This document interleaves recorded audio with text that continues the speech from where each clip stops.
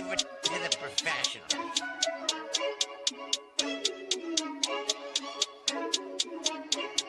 Blessed by Bundy, blah, blah, blah.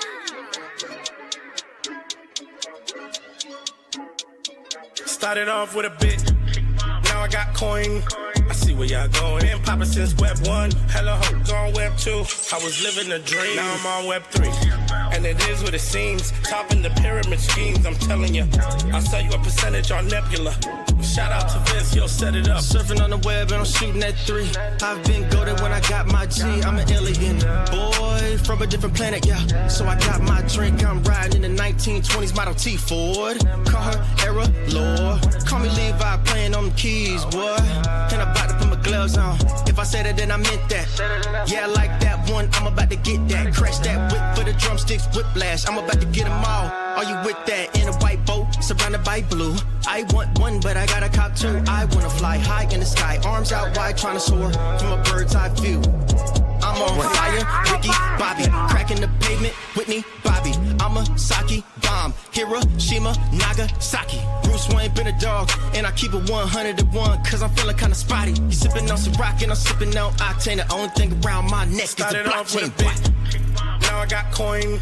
I see where y'all going. Been poppin' since Web 1, hella hoes on Web 2. I was living a dream, now I'm on Web 3. And it is what it seems, topping the pyramid schemes, I'm telling you. I'll sell you a percentage on Nebula. Shout out to Vince, he'll set it up. NFT, Twitter, blockchain. Seeing with the ghosts and we ballin' like LeBron James. Crypto. We can make a trade, get the memo. The field's not falling for the FOMO. Listening to coffee with Captain. You know we worldwide, they loco. I ain't never gonna stop rapping. Orlando, yeah, we working magic. We rocking Ethereum NFTs. I just went and caught me a half base. Man, I gotta shout out Started the off with a borders. bit, now I got coin. I see where y'all going. Been poppin' since Web 1, hella hoes on Web 2. I was living a dream, now I'm on Web 3. And it is what it seems, topping the pyramid schemes, I'm telling you. I'll sell you a percentage on Nebula.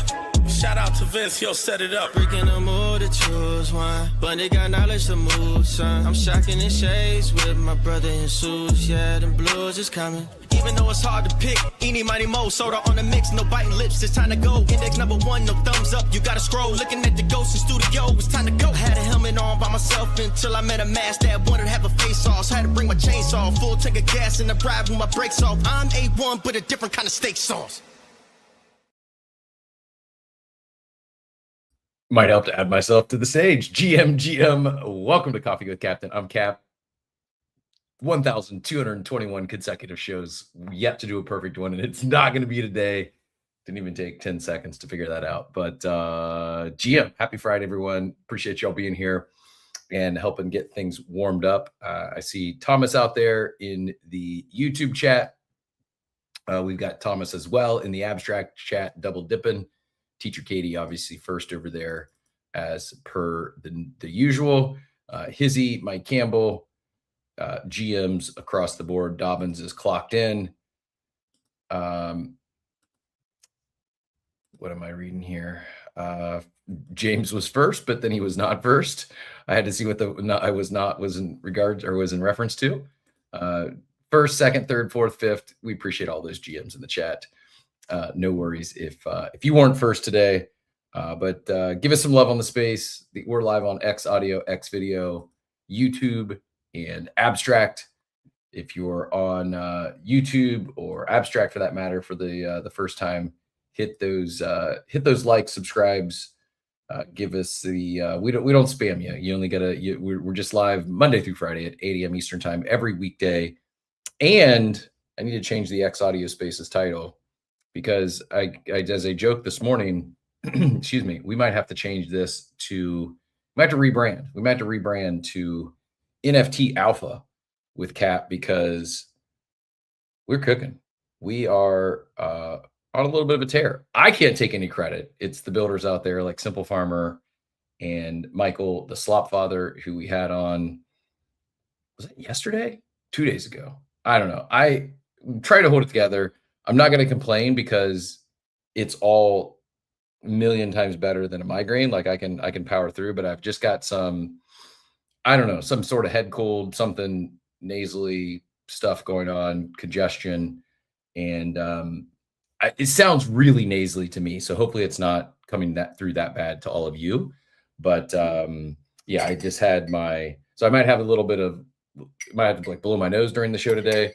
I just had some little, I don't know what you call it. It was honey and ginger and it's little get well tea that my girlfriend makes. But I didn't eat all the ginger. I'm supposed to chew the ginger. So we're going to go back for more now. Shout out to the Buy Cap Coffee sponsor board. Appreciate everyone and all the love over there. Greatly appreciated. Front and center is OS Wiki. Yes, Frosties. I am clocked in and activated. The hood is on. That's what I need to change the title to. Hood's on, clocked in. And we have another guest today. Potentially, I don't know, potentially the next NFT cook, some are saying. So we will we'll bring them up around 9 o'clock. We got a lot to get into between now and then. We'll get a market update in. We will talk about a few trending topics, and come 9, we will shift into the next big NFT cook here on Coffee with Captain. Let me see if I can fit all that. Next NFT cook. Whoop.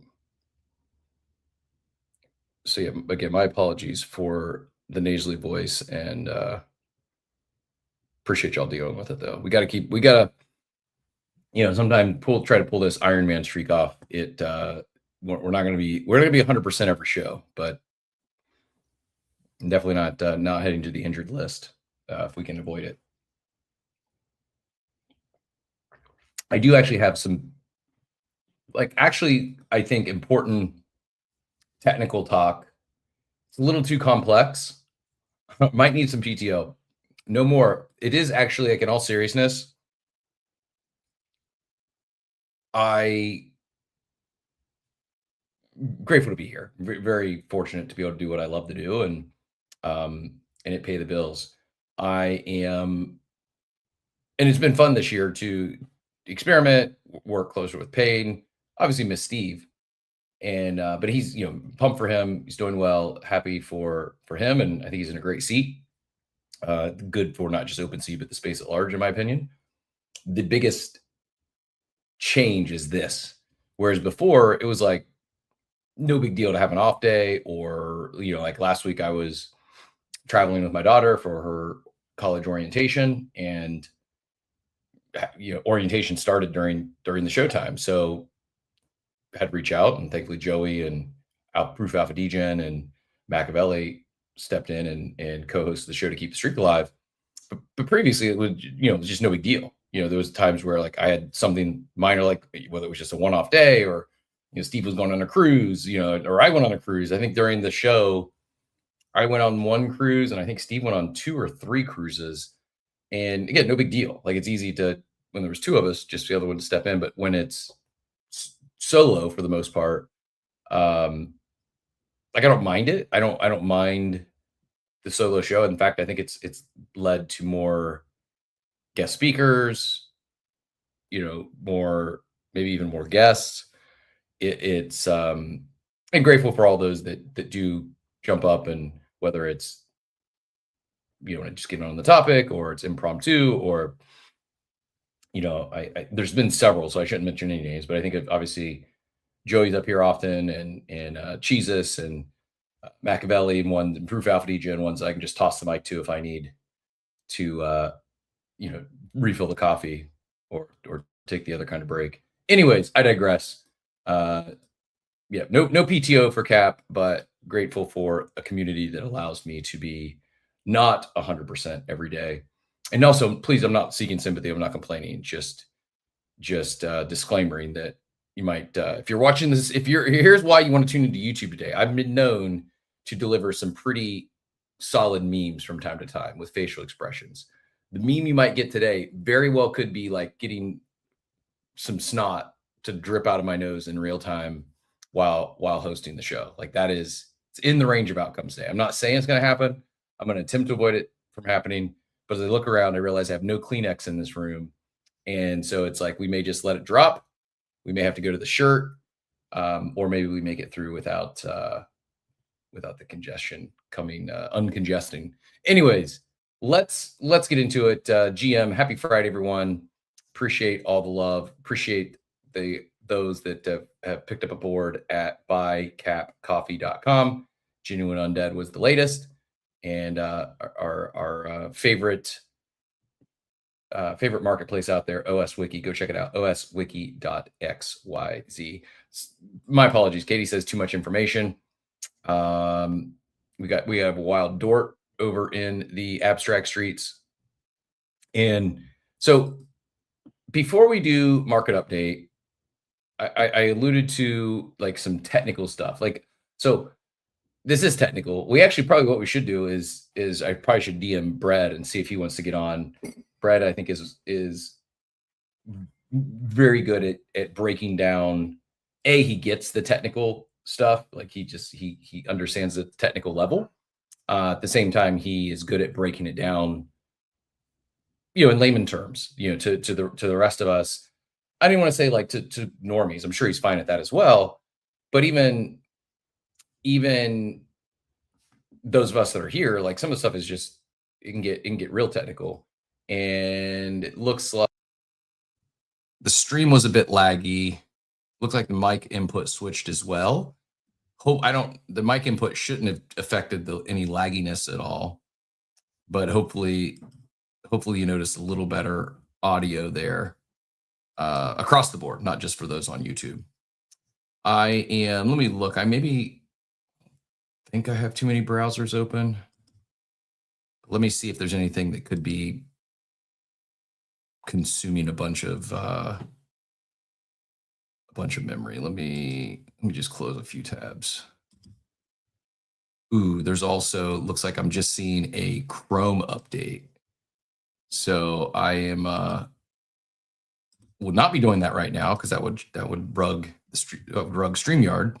So hopefully there's no exploits out there that's going to attack me right now because I'm running an old version of Chrome.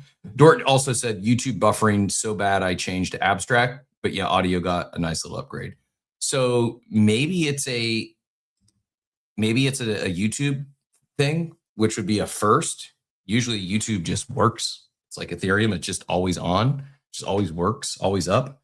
But Dort, apparently the abstract stream is much better video. So not to send people away from YouTube. We're still pushing hard towards 500 subs over there. And it is a grind, let me tell you. But yeah, maybe today visit us over on X video or abstract and see if it's less laggy or no laggy.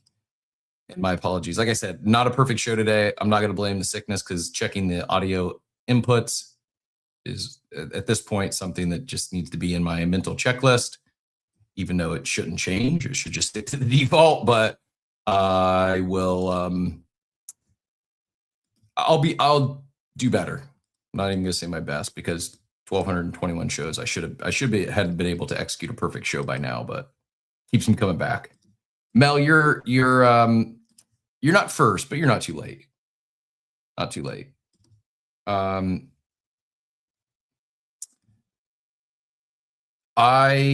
Let's do this. Let's try to talk technical. I've teased it long enough. It's not my area of expertise. So I'm going to talk like where my head's at, how I'm thinking. And YouTube's back and working, apparently. Working for English NFT. Frosty's made his resolution down to 720p, and now it's working great. Although Mayhem said Modern Market was having issues with YouTube earlier too. So X needs a chat box. So they actually have chat boxes, at least unless I'm misinterpreting what you think a chat box is. The comments on the X audio space are pretty good. It's easy not only for us, it's easy for the chat to interact with each other, and it's easy for myself to interact and see those chats. These messages that I post on screen are coming from YouTube, which is helpful. It just puts it in like my chat box here on the back end, which pulls it in from YouTube, as well as X video. So it doesn't pull in the X audio spaces chat box. It does pull in the X audio comments, that chat box. I'm sorry, the X video. However, the X video chat is kind of hard to get to. Like if you just go to my profile, or if you click on the purple feed or the video feed, it's like it's I don't know how to best explain it without doing it live. It's like one extra click. So you almost have to go like full screen in the video on X to get the X video chat box, but it does have one, and it brings it through into. And I'm really grateful. I mean, if I had to choose, I would prefer that it brings in the video chat as opposed to the Spaces chat box, because Spaces chat box is easy for me to do on my phone. It would be difficult if I had to launch and pay attention to the X video chat outside of here. Anyways, it's there. And yeah, I think you got to go full screen to see that X video chat. And there's some other, like, it's not perfect. It's one of the features that do we even talk about Nikita stepping down? I think we did, right? Yeah, because I talked about shorting SpaceX due to the dump. It turns out that it sounds like he didn't leave. I hope no one shorted SpaceX by the way yesterday, because I was right. The time to do it was the day before. Now, the day before the unlocks, that's when the sell-off occurred.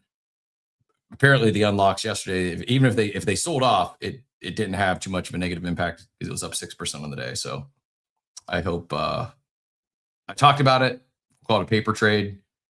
I did not make any moves, so hopefully none of you did either. But yeah, turns out Nikita might have actually gotten unceremoniously exited. I'll just leave it at that. There's some rumors out there that, I don't know, some rumors and some supporting documentation, or there's some support to the rumors that he might have gotten, and it wasn't like for anything execution wise, just for some things, rumors. So I'm not gonna say it. I'm not gonna be the one to spread rumors, but in case he still has some sort of control of the X algo and shadow bans. But anyways, we did talk about Nikita. Be curious to see if the new person comes in, assuming there's a new person, if they actually make any updates, any feature enhancements to Spaces, and I would think video, since they wanted to put such focus there. All right, 18 minutes of warm up. The technical thoughts this morning. I've got a couple. First, starting out, and maybe this doesn't land from like a statement, so I'm not going to put it on the timeline. But I said in the war room, I said 404s walked, so 6551s could run. And they're not even like, it's not the same, but I think 404s attempted to do some of the same stuff that is now happening on Robinhood chain. It's not 6551s aren't exclusive to Robinhood chain. It's an Ethereum. I don't know. I'm probably blank. It's an Ethereum standard. Jesus. Maybe I am more sick than I initially thought. Might be a struggle today. We will get through it. Might require some help, but we'll get through it. Here's what I need. I need to pull it together in the next 41 minutes. I want to perform well for our special guest. So I need to at least I need to chug the rest of this coffee and maybe eat the rest of that ginger and pull it together.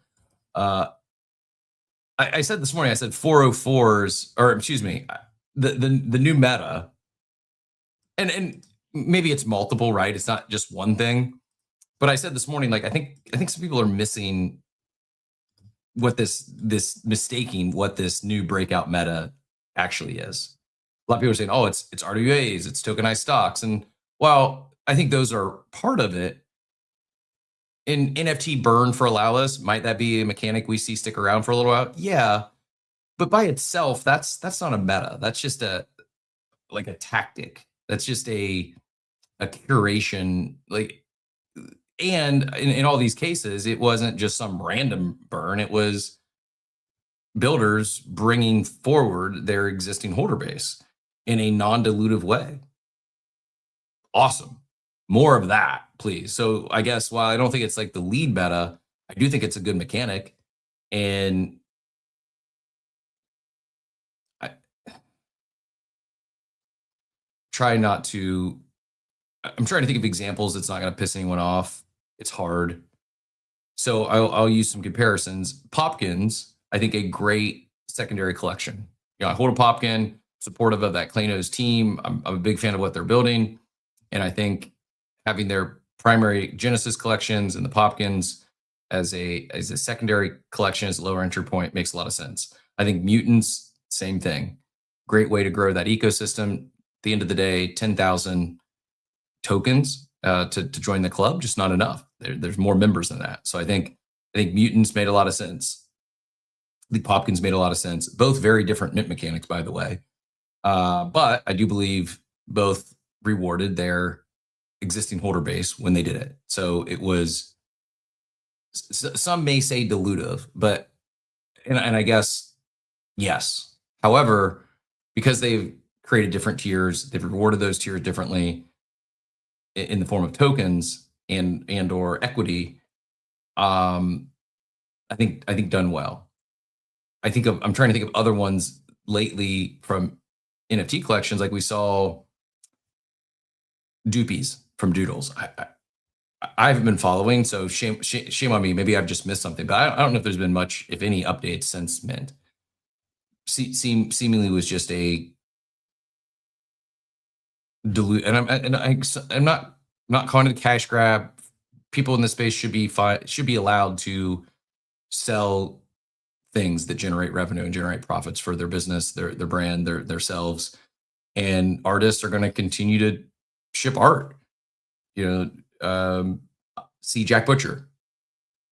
There's no one forcing you to buy any of it. My point is, though, when it comes to what I'm trying to make, without taking shots at, I'm not taking shots at Jack, I'm not taking shots at Doodles, although I don't have no idea what's going on with Doopies. I would much rather see, as brands move forward, and it's not all right, like everyone's in a different spot, but if we think about most of like the legacy brands, they've already minted their secondary collection, right? So I think of newer-ish brands, especially if they have 10,000 or more in their collection, I think this sort of mechanic, if they're going to ship something else, something new, like think of how can you do a reduction of supply as opposed to introducing more supply? You know, and might create some complexity, might create, you know, some more of tiers within your collection. I know that brings challenges, but I think that is a good thing. I just don't think it's the lead meta or the lead breakout meta. What is the breakout meta, in my opinion, is launching with the Anvil AMM. And I guess, sure, you could do it without them. But for right now, that's been the core of Stockbrokers, Manser, and more to come. But I think the big breakout meta is TGE at the same time of the NFT mint. Tying the fungible and the non-fungible tokens together while leveraging protocol fees to support both. I think this is the big breakout meta. And I also think, I hope that we see 6551s as the breakout meta as well.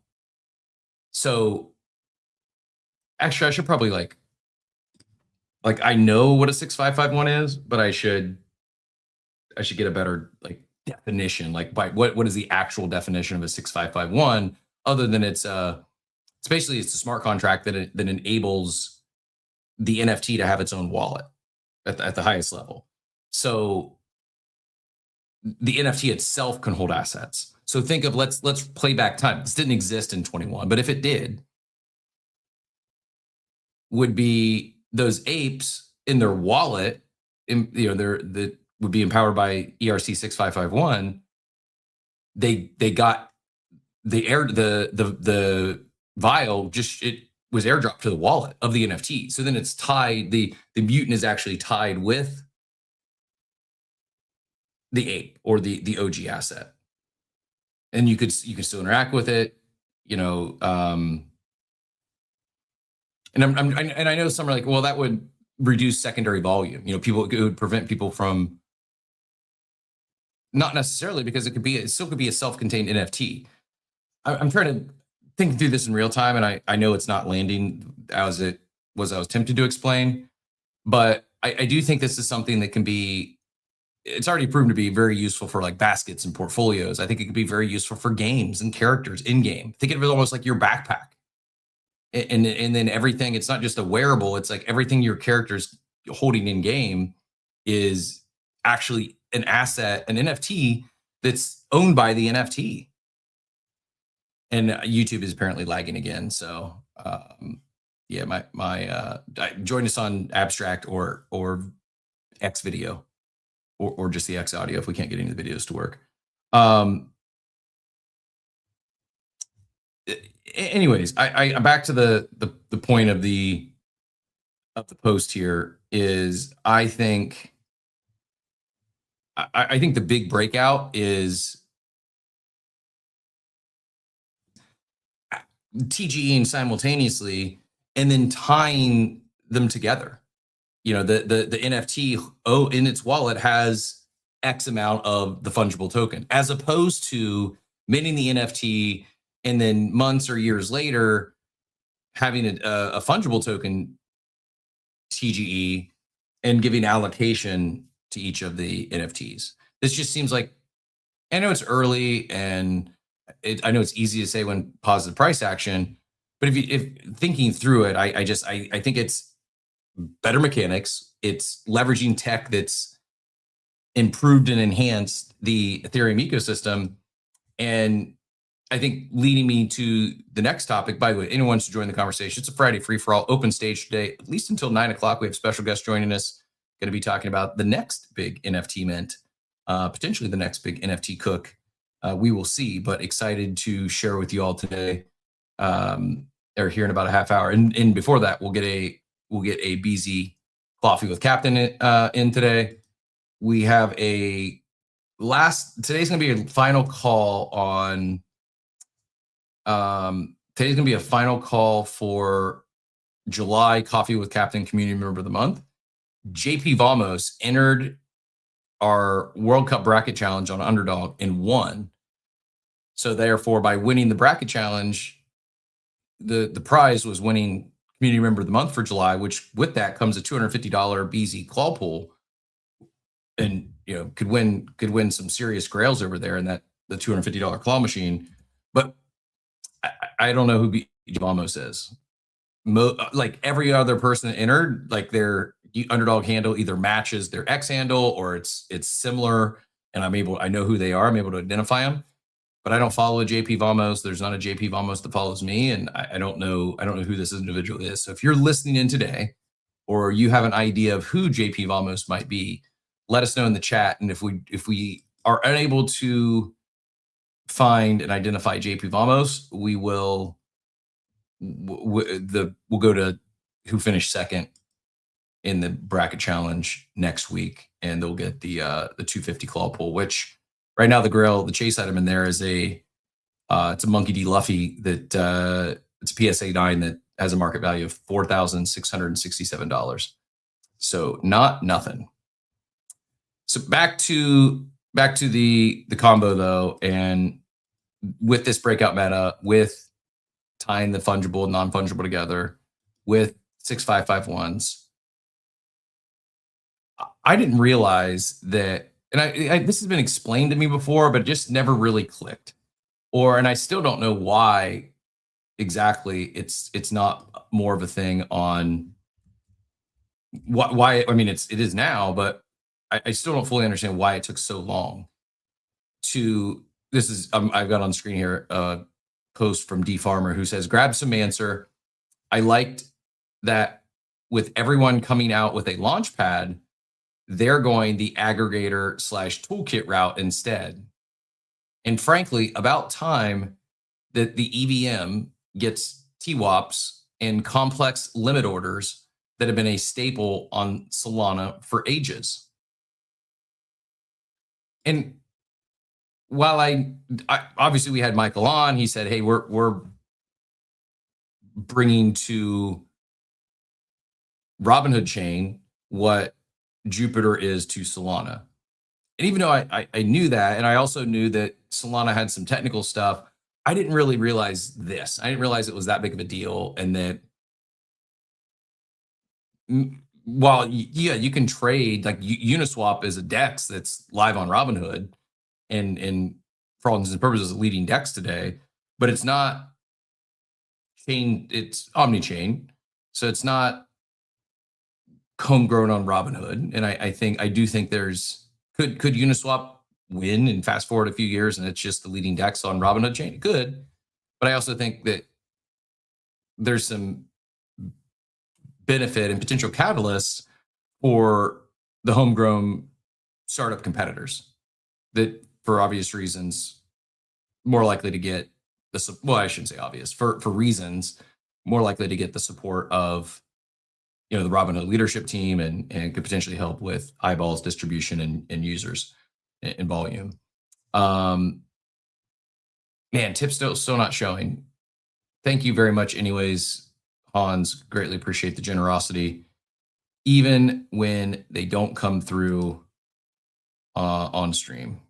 I'm not sure what is we got Abstract is lagging, we got YouTube is lagging, we got Abstract is not showing tips, and it's a technically challenged Friday, but we will. Not only is it not showing tips on stream, like I'm not able even to, like my transaction history isn't loading, and try to refresh and just nothing. So Abstract's having some challenges this morning. But appreciate you, Hans. Thank you anyways for the generous tip. The QR code is taking you to Unvault Mel. Unvault, one of our partners. We had Aaron on yesterday talking about everything they're building and what they're launching soon. But yeah, that is a that'll take you to Unvault. I'm going to switch it right now to the BZ QR code. If you don't have a BZ account yet, go ahead and head over there, get your account set up, and you might win a Coffee with Captain call pull today. Attempting to land this plane before we fully segue off. So my question was, you know, and again, full disclosure, I didn't realize that Manser wasn't even just a big win for nice launch for Robinhood chain. It is potentially a nice win for ETH, for EVM. And I didn't realize that there just wasn't, no one else had done this yet on for ETH. And, you know, so the answers I got was just very few tools for proper DCA options and setting trades with any sort of complexity without locking your tokens in a vault. Whereas this is, you know, what Manser is launching is supposed to allow you to hold them in your wallet still too. And it's some of the reasons why Solana has always had so much volume. They just have way more tooling in DeFi than we do with EVM and, you know, in the ETH ecosystem. So all that to be said, bullish Manser. I do hold one. If you missed it, I woke up. I fell asleep last night. There was a couple delays in minting. Fell asleep before it minted. Woke up this morning, sprinted to my MacBook, minted number like 4,916 or something like that. And yeah, I was grateful to be able to sneak in another one at the buzzer. Did the same thing happen with the stockbrokers. I woke up, and there's a world where this is why you should wake up at 4 a.m. kids. I need to wordsmith this into an article. Waking up at 4 a.m. How I made Zane. What's my hook here? What's my YouTube title? How I made $25,000 last month by waking up at 4 a.m. or because I wake up at 4 a.m. Truthful story. Well, I guess partially. How I added $25,000 of unrealized gains by waking up at 4 a.m. would be like the 100% truthful story. Maybe I should sell just so I can move forward with the bit. but yeah, there's definitely something there. Anyways, that's why you should wake up early, is so you don't miss mints, or so you can actually catch the mints you miss because you go to sleep too early. Chunks did this on base a few years back. 6551 backpack, swappable traits. The Robinhood ones are RWAs, are very clever. Next step. Good to know. Thanks for sharing, James. Yeah, chunks, chunks.xyz. And I wonder then maybe I don't even say maybe it was just too early for 551s, but maybe swappable traits just didn't do it for the market at the time. I didn't know there was a lot of volume with chunks. I didn't realize they did this. I never got in the collection, so I just saw it from, for some reason. Was this one of Clemente's big trades? Chunks? Does that sound right?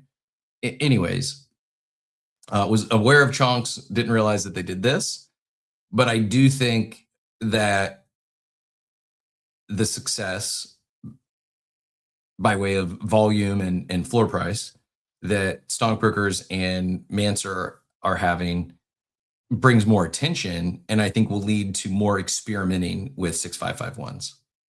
You know, so as James says, the RWAs are a clever next step. Wonder what the next step is, and that's why I am not saying full on bulls back, but my full on bullishness is back, because we're seeing where I think we're back into experimentation mode. We're back into new stuff mode. And I think new stuff, this benefits the space at large. I think it gets more eyeballs on the space. I think it gets more, like, I think experimentation gets more experimentation. I just think that not every experiment lands, not every experiment's a success, not every experiment leads to positive price action or increased volume. But when they do, it's like others like, what are they doing over there? And it gets the collective creative juices flowing more. And from my perspective, my opinion, it's not gonna be all, but I do think it's potentially some nice wins, and not talking floor price. I mean, I guess I am, like, floor price and volume. The attention probably doesn't come if not for that, and therefore doesn't lead to the next step, the next experimentation. And yeah, I think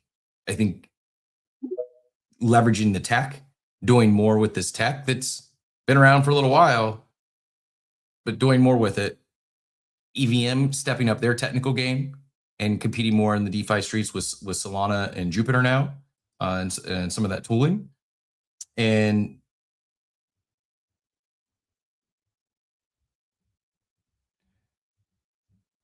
I will get in a market update here. We've got time for that. We've got time for our coffee with Captain. I would just say that because I guess I'm kind of burying the lead. The Manser NFT is, floor on it right now is 0.91 ETH. There's been already this, the mint ended up going live last night, I don't know, around 9 p.m., 8, sometime between 8 and 9 p.m. Eastern, I think. So let's say 12 hours, and it's already done 476 ETH in volume.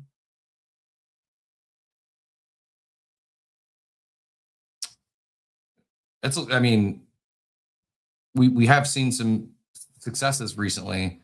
That's a lot of volume in 12 hours. There's the supply, the total supply is 5,000, but I think 1,250 of those were held back to go to seed the liquidity pool. And so the mint was like 3,700 or 3,750. And I think there's like maybe 10, 11 to go, because it was it's allow list only that wasn't oversubbed. Yeah, it's a lot of volume in 12 hours. And again, that's going to get eyeballs. Floor price is going to get eyeballs. And then when it's not just, oh, this is just some other low effort derivative mint on a new chain, it just ran up because of the cabal, or it just ran up because it's a new chain. It's when they see, oh, there actually may be something here. They actually deployed this new mechanic where it's not just the NFT, they also have a fungible token that both launched at the same time, and each NFT holds 550,000 ish. The exact number. So if you go buy a random Mancer, it's 552,000 Mancer token to buy out of the vault. If you want to choose your Mancer, it's 5. That's actually probably the move. Is when reveal happens, you can pick which Mancer you want for just 577,500, and if you sell a Mancer, you get 447,500. So let's say there's 500,000 in each of the yeah, it is. So 500,000 Mancer in each NFT.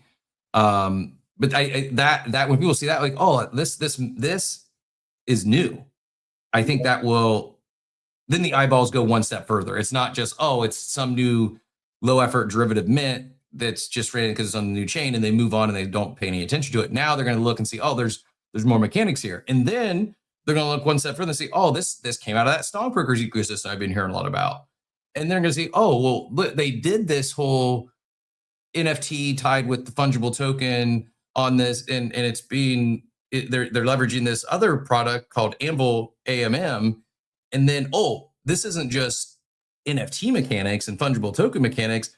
There's a whole freaking DEX here that's not just another copy pasta DEX. It's bringing to the EVM ecosystem what Jupiter brought to Solana, and hasn't. It is new for Andrew. I'm not sure what's going on with the X spaces. Having a little bit of challenge in the back and forth, but we'll get to Joey here. We'll get to Joey's hand, and then I see we have Simple Farmer joining us once again for an impromptu conversation. It's like a proud papa over there with these these launches on stockbrokers, doing all this stuff we just talked about, experimenting with new tech and introducing new, real new products and solutions to the marketplace. Joey, GM, thoughts on this?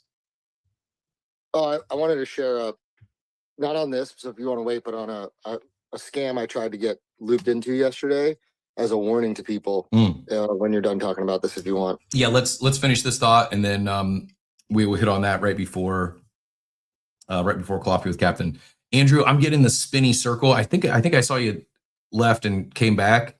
Maybe try that one more time, and we'll power through this. We'll get you up here to get you into the conversation.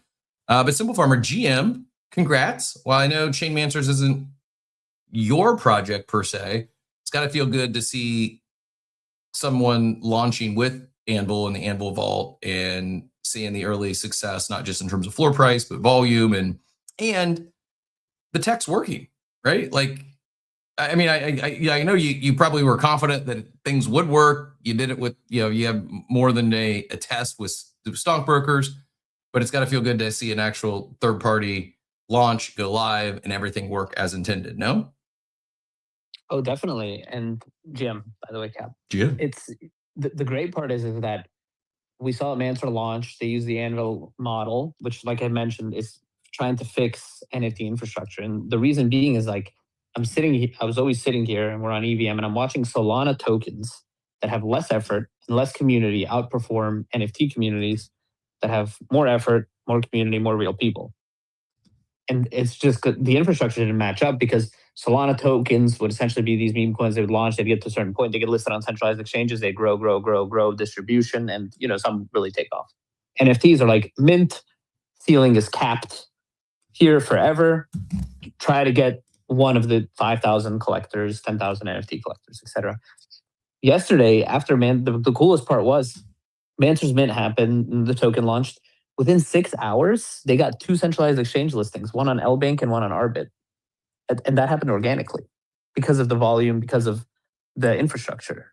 And so that is giving way better infrastructure to NFTs to scale. And that's where you can flip the NFT market cap with the meme coin market cap. And if you do that, all NFTs essentially 100x. There's no game or gimmick that can fix NFTs. It has to be a complete infrastructure overhaul. Yeah, I'll admit I didn't get it. Like, I've heard you say that. Obviously it really it took stockbrokers launching for me to understand Anvil, and it's kind of embarrassing to say, but it just didn't click for me, and it's now clicking. And yeah, thanks for being a leader here. It is it's it's success leading to more success, not just because of attention, or it really is. It's new stuff. It's a new some on-chain experimentation led to a new solution that that does enhance the ecosystem. And I guess what makes me think is like, okay, so what does this mean for the legacy brands, the others that are here and like aren't necessarily going to not only probably not launch a new collection, there are probably not many are going to go do something where they need to burn their existing. Now, as I'm thinking through this out loud, many of those have launched a fungible token, and they could lean into those mechanics of burning X amount of fungible token to get new thing. But that's just one piece of it. And I don't know if you caught it earlier when I was saying, like, I think some people are missing this new breakout meta, or maybe misunderstanding, or maybe better put is like not seeing the full picture in that it's not RWAs or tokenized stock. Like, yeah, that's cool. And RWAs are a big thing, like but that's not the new meta. Like, if anything, if that's the new meta, that was kicked off with like the BCs of the world when they launched as the colony on base and started bringing, these physical assets as on-chain tokenized in NFT form. So while it's cool, I don't know if that's necessarily, at least by itself, the new breakout meta. I think it's cool that my stockbrokers have their own wallet, and I think the 6551 technology, while again not new, to James's point, we saw Chonkies do this with traits in their NFT collection on base a while back, but again, it didn't capture my attention. Even though I was familiar with the collection, I didn't realize that they were even using 6551s for that matter. And so again, that's cool. Like the 651 is great technology, great to see us using it. But by itself, I don't know if that's the breakout meta. I also don't think that burning your old NFT for an allow list for a new collection is the breakout meta either. That's a tactic, that's a mechanic that can work for some collections, but not all. What I think is the breakout meta is launching with Anvil AMM, and even if they want to remove Anvil from the conversation, I don't know why you would right now, but if they did, it's TGEing your fungible token at the same time as an NFT mint, and tying the fungible and non-fungible together while leveraging protocol fees to support both. I think this is it, man. And so well done. Congrats on, I think, nailing that part of many parts, but I think that in particular is something I think we're going to see a lot more experimentation. And I can't explain like why it's so much better than dropping an NFT collection and then later that leads to allocation for a new fungible token. I'm not saying that those who did that in the past did it wrong. That's the only way you could do it for a while. But this just makes so much more sense, where for me anyways right now, I'm thinking through and how to best wordsmith this so it even makes sense as I attempt to explain it. My question for you, Simple Farmer, is this idea of tying the fungible and the non-fungible together. Like the only way to do that is with ERC 6551, at least on ETH. Is that accurate statement, or are there other standards or other ways to do exactly this same thing, or is that it basically is what the 6551 enables? No, 6551 isn't part of Mancer, for example. It's a token bound account that enables just this NFT to carry assets, and then they move with the asset. It's just another piece of the puzzle of the building architecture, the options you have to build with. The key is, Cap, is that the mint happens, right? And usually mints happen and a floor price of an NFT increases. The floor price of that NFT increasing does not equate to the NFT becoming more liquid, because it's an order book based liquidity structure. when you pair it with a token, you give it a liquidity pool based liquidity structure. That's why, for example, Stockbrokers now is supported by over $2 million in liquidity. It's the most liquid NFT in history. You look at Mansers, I think they're already supported by close to like 500K in liquidity. That coinciding the token mint with the launch time is what you have to do so you can accrue liquidity value that'll support your collection floor so you're not locked into order book based liquidity. And so you think, okay, is that negative for OpenSea sales? No, they get more sales because of arbitrage. That's why the volume that you're seeing is immense on these collections, right? Like 2021, maybe getting close to that numbers. So like I was commenting earlier how, and I didn't have a good example or a good comparison, but I was commenting earlier how Chainmancers in like 12 hours has done nearly 500 ETH in trading volume of the NFT. And you're saying like, yeah, dummy. He's not calling me a dummy, but I'm calling myself like, yeah, it's because this model, this mechanic, it's providing this added liquidity because of the fungible token, and that's what's driving a lot of the NFT trading volume. Am I saying that right? Yeah, absolutely. And so then this begs the question: like, if you're going to do an NFT mint in 2026, the Anvil AMM is permissionless. Anybody can use this model. You leave 30, 40% of your supply. You can even do 20%, whatever you want to do. You can experiment with that. You put it into the Anvil, get the tokens out and LP them, and you lock them in our liquidity locker. Anybody can utilize that part of the model for 1 ETH. They can make their NFT, even if it's just an art NFT, extremely liquid and way more lucrative to hold just by paying a 1 ETH fee. So I don't see why anybody wouldn't do that. You have audited, clean smart contracts and full functionality in an AMM suite that's permissionless. So, at this point is like, I would love to see now the full space catch up, and then we can start seeing massive volume, massive liquidity. And I think we can overtake the meme coin market cap.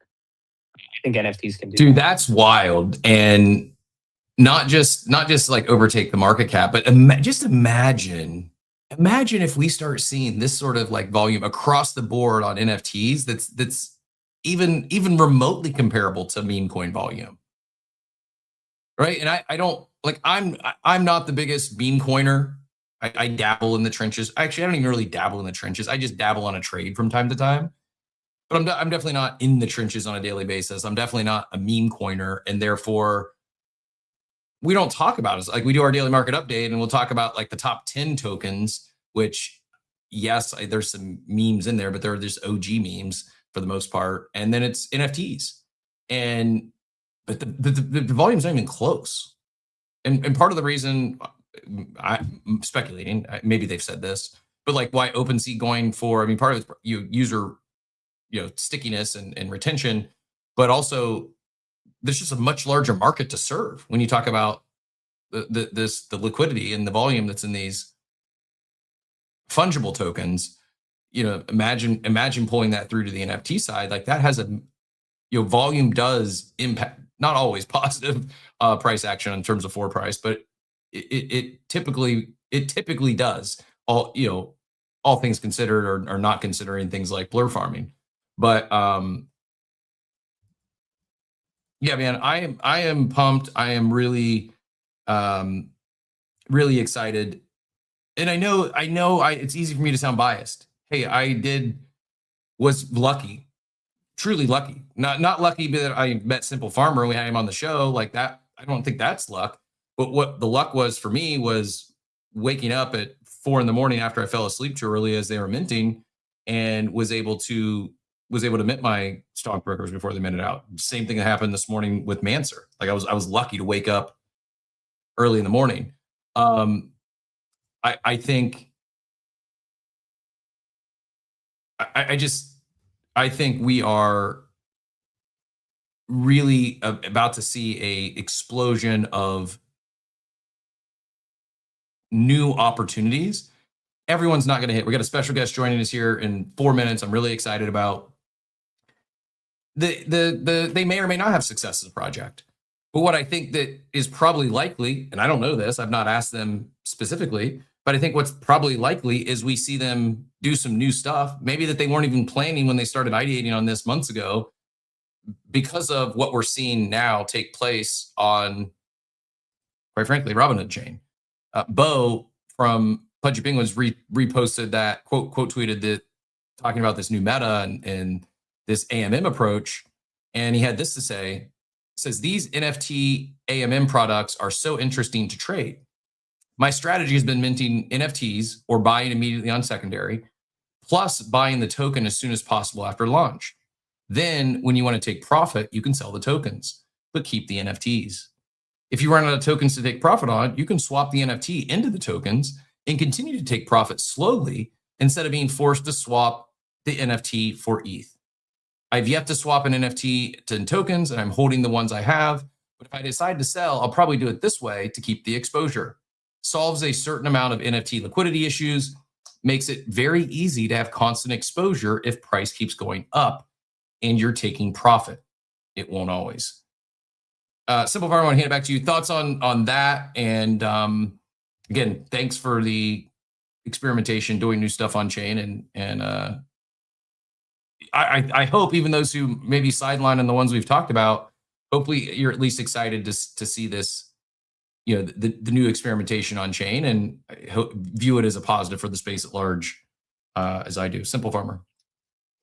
Oh, super excited. And what do people do with that token afterwards? Obviously, Manser wants to do DeFi DEX aggregator. That's huge. Like anybody can do anything with their token. So then once you get your AMM token, go and do something really good with it is one of the keys. But this is all infrastructure, Cap.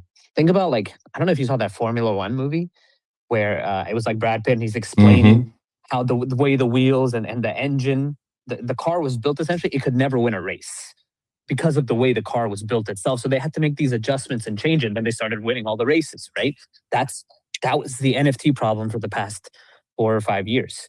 Now you have what is already a great engine, because look, a meme coin comes out, you see 10 people tweet about a meme coin, a couple accounts with 10K followers, you're like, that's going to be maybe a kind of a cook. Dude, NFT people, there's everyone and their mother who's an NFT says 10K followers. It's like everyone has good connections and good networking in NFTs because it's a networking. I feel attacked. I don't have 10,000 followers. Well, I'm joking. Simple. I'm just messing with you. And so what I'm saying is when you strap that, you get what you have is a great engine already. You have a Ferrari, and your Ferrari was previously running on bicycle wheels, and now you're putting proper tires on it. You're going to, with this model, NFTs will flip the meme coin market cap. It's just, it will happen. You just have to have more people deploying using the Anvil AMM and doing cool stuff. Yeah, man. So last question for you, and I appreciate you jumping on once again, the impromptu don't get me wrong, I love the full interviews, and it's great to actually have you on and really pick your brain. But I enjoy this impromptu stuff when we're talking about this, and you jump on as the subject matter expert. It's greatly appreciated. So Anvil AMM, for those like builders that have a launch plan, yeah, they should DM you, they should get in touch and see if it makes sense for them. For the non-builders, are there other ways that we could participate? Like, is that K9? Is it like, and I know you didn't come here to shill that, but I'm asking, like genuinely asking, like I have some K9 exposure. I still have some, I think would it be a Pixel Pup that is staked? Is that, I don't even remember. Like I did it, you were on, talked about it, I support it, but it just, like I said, kind of embarrassed. The whole Anvil thing didn't click for me right away. It took seeing this and thinking about it a little more constructively for it to actually click in my brain. But yeah, that's the question is, other than builders wanting to maybe build there, how can the rest of us participate potentially in Anvil? Yeah, the best place to be, because right now the Anvil V2 model that we just activated, which is available now on ETH, Ape Chain, and Robinhood Chain, and that's what Manser is using right now. They're the first one. There's actually a $2 fee on every swap between NFT and token and NFT. That goes to the activated stockbrokers. So the way you participate is you get stockbrokers and you activate them. And then we can all run the trenches together. It'll be a way better crypto experience. Sorry for that answer, Cap. I just got to keep it real. No, Matt, I appreciate you keeping it real. Glad to have a couple of activated stockbrokers. And to Bo's point, it does, like it also has me thinking differently, like how I'm approaching these trades. Like previously, and I know these were all different in terms of allow lists. if he's having, one sec, if having issues, maybe leave and come back. Sorry, X has been a little finicky today, having some struggles getting people on the stage. But no, I think how it's causing me to think how I'm approaching these different opportunities is, in the past, I might have been like, oh, I definitely want to buy a 3-pack, for instance, and I'll, as soon as I can flip one to get my cost basis back and free roll, great, and then I'll hold another one for the next leg up and sell it to have some nice profits, and I'll hold the third one for the long term. We'll either have the 1000x or we'll round trip it. Whereas now, maybe it's okay if I got enough liquidity set aside, enough dry powder to go buy 3. Maybe the better option is buy 1 on secondary, and then instead of 2 more NFTs, I'm buying that equivalent in the token, so that I can activate, or whatever language is used in terms of getting buy, basically, even if not activating, just simply buying more token, because in this model, as Bo described, where they're supporting each other, it's not only providing extra liquidity for trading volume, it's providing more options for those that are in the ecosystem. It's probably more options for the holders, the traders, because you're able to take your profits without having to exit. Like, the reason you wanted a 3-pack of NFTs back in the day is if all you had was one, like, if you sell it, you're out, right? You're making that decision of it's an all or nothing. There was no way to sell 10% or 20% of your stack. Now that's possible, thanks to Anvil and this concept of tying the two together. So thank you very much. Before we let you get out of here, anything else you wanted to share this morning before we segue? It's a good setup into our next special guest. No pressure on blocks, but we've been running pretty pure here on the show, and they're not saying this, but I'm saying it. We're going to be sharing the next NFT cook, just as we were fortunate to have Chainmancers on and Simple Farmer on before those 2 recent NFT collections minted. Grateful to have Blocks team joining us here, and no pressure on them, but I'm saying this is calling our shot here. This might be the next cook. But before we move on, Simple Farmer, any final thoughts, closing words, anything else you want to share before we let you get out of here? Yeah, shout out to Blockies too. I was working with them even before the Song Brokers to help develop their mint launch pad, actually, for their NFT. So I'm sure they'll do well too. And great team there. And yeah, in terms of how to play these things, like, think about special projects. If I could rename it, call special projects Opportunity Lane. And you're a stockbroker, and your job is just to look at the ones that you like and tell people about it. And so far, the plan's working, right? Because your financial incentives are baked in. So it's kind of like an NFT that gives you Kaido rewards, and you don't have to type AI slop on the timeline all day. So fixing a lot of problems in one shot, and also making NFTs more liquid. But I appreciate it, Cap. Thanks for the time and having me on. Nope, you got it. Appreciate you, and continued success to you and all those in that special project ecosystem. Excited to see what's next over there, but we don't have to wait. We get to talk about what's next somewhere here in just about 30-60 seconds. I am excited. We've got UJ and the Blockies account on stage here. Looking forward to this one. I'm not just saying it's a hype man. It absolutely is a very much so a hype man. I've been seeing it everywhere on the timeline. I see our guy TMA out there. I know he's been bull posting this one, and pretty excited to get into it. But so I don't have to interrupt the interview, I am going to we're going to fit in a quick coffee break. So I'm going to play, it'll be like 60 seconds. Don't go anywhere. We're going to jump right into the interview immediately after this. And for those of you that are hanging on for coffee with Captain, we're going to do that at the end of the show. So stay here. Give us the if you haven't already, the love on the space, the YouTube feed, the abstract feed, any likes, subscribes on the audio spaces, those repost bookmarks, all the above goes a long way and is greatly appreciated. But like I said, quick coffee break, 60 seconds or so. On the other side of this, we will bring on UJ and get you up to speed, everything you know about the next big NFT mint taking place here soon. We'll be right back.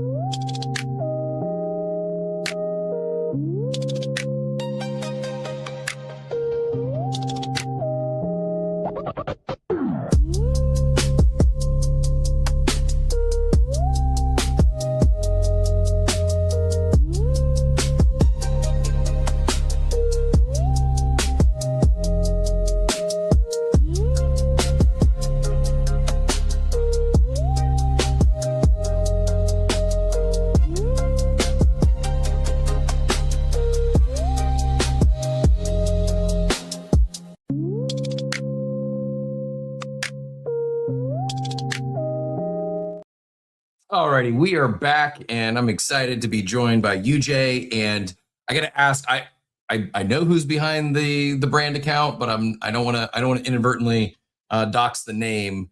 Are we good to introduce both of you, or are we just going to stick with UJ? You guys tell me. UJ GM, thanks so much for joining us. We can introduce both, Captain. It's a pleasure to be here. Behind the brand account, it's Monk. Awesome. Well, UJ, thank you so much for being here. Monk, appreciate you joining us as well, and going back and forth with me to get this date and time locked in. Excited to have you both on the show. Welcome. Great to be here. Thanks for having us, Captain. So I think you caught some of the conversation we were just having there. Again, not trying to put pressure on you all, but definitely NFTs and in particular new NFT men certainly seem to be having a moment. I know this is something you guys have been working on for a while. Before we get into the specifics of Blockies and all that's coming, do you mind sharing a little bit of background, whether anything you're comfortable sharing in regards to your personal journeys, what you did prior, how did Blockies even come to be? But yeah, we'll get into all the Q&A. If you have questions for these guys, feel free to drop them in the chat or throw a request to join us on stage. We'll do our best to get through any and all questions today. But yeah, would love a little bit of by way of introduction. Would love a bit of background if you don't mind sharing. Absolutely. So hi Captain. I am Monk. Long time Web2 professional, long enough time Web3 professional. I used to lead Asia Pacific trust and safety operations at Uber. That was my professional background. Prior to that was mostly a consultant, but been in Web3 since 2021. And on the personal front, always been into collectibles and comics. We built what was called Blocktoons, which was one of the biggest comics platform over the last years. We had 500 plus creators at the time. We wanted to find a way to marry comics and collectibles, and that was the genesis for Blockies. And we'll cover that more throughout the rest of the discussion. But yeah, that's basically a bit about me. I'll pass on to UJ. He can introduce himself. Thanks, Monk. So I'm UJ. My background is also, corporate. I mean, I was with Deloitte for close to a decade as a consultant. I mean, I was a couple of years away from partnership, and it was coincidental, right? In 2021, I started working on this DeFi loan protocol. They were building a loan protocol in Norway that would allow people to lend their crypto and take fiat loans against it without triggering a tax event. And I'd done a lot of work with financial services, right? So I went down the rabbit hole, installed MetaMask, started sending money, and realized that, hey, this is really disruptive and more efficient than the banks have been working. That is how I kind of got sucked into the rabbit hole, right? Web3 rabbit hole. I quit Deloitte in 2022. Since then, I've been pretty close to the space, more so on the token side. I mean, like if someone has seen our brand page, when we started off, some of our partners were CoinGecko, KuCoin, Arbitrum, Kaspa. I mean, these are brands that I've been, around. We've had good relationships with in the past, so it was natural for me to bring them on board. But very early into the Blockies journey, right, which started last year, we know that NFTs are much more culturally strong as a foundation. And we knew that Blockies was an NFT first project, right, and not a token first project. So we steered away from the token side, and we then I met TMA a few months ago, who came on board as an advisor, helped us break through into some of the NFT projects where we started partnering. But that's been the journey, right? Web2 originally, but been around for the last 4-5 years in Web3 as an advisor and consultant, more on the token side, and now coming inside of NFTs. Very, very cool. Appreciate you both sharing. You've inspired a few follow-up questions based on your intros there. The one I want to go back to first, and I did pin up a few posts up top from the brand account. I mean, if you're not already following, you can hit both those are on stage, and then I pinned a few posts up top. But the one, and I'll pull it up on here on video as well for those tuning into the streams, was basically showing a comic. Can you expand on that? It's kicking off or starting off right with, I don't remember exactly how you put it, but combining, basically comics and NFTs. What exactly was it you said as far as part of your goal with comics? So again, personal passion aside, I've been a huge comic nerd for as long as I can remember. And when we started building, when I started getting deeper into Web3, like almost 5 years ago, the first thing I realized was how powerful Web3 can be in solving problems where, in a traditional sense, middlemen end up capturing a large amount of value creation. And what I mean by that is, if you take, for example, reference for Webtoons, which is one of the biggest comics platform right now in the world, does over $1 billion in revenue every year. Of the $1 billion in revenue they generate, less than 10% actually ends up going to the creator or creators. And we thought that this is a problem worth solving. Comics, I also feel, are a lot more Web3 friendly product, because each comic in itself can be a collectible. Every panel can be a collectible. And we wanted to figure out a way to build a comics ecosystem where creators and readers can just directly have value transfer. Platform is almost entirely automated through smart contracts.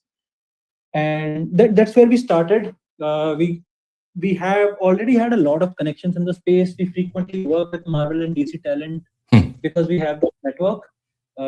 And we started it, and one thing we realized as we were building the comics marketplace was we were able to get a lot of creators. It is very hard to get a lot of readers. Distribution is one of the toughest problems to solve for.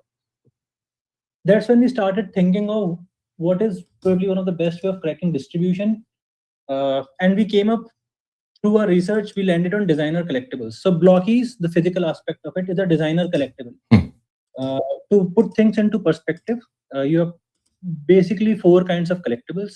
You have licensed collectibles, which is basically you go and buy a Batman figure. That's a licensed collectible. You have franchisee collectibles like Hello Kitty, Hot Wheels, Barbie. Pudgy is a franchisee collectible in a way. Then you have trading cards. Everybody knows trading cards these days. You have Magic the Gathering is the OG, but you have baseball cards, you have Pokemon cards, now you have Azuki cards and Vibes cards, etc.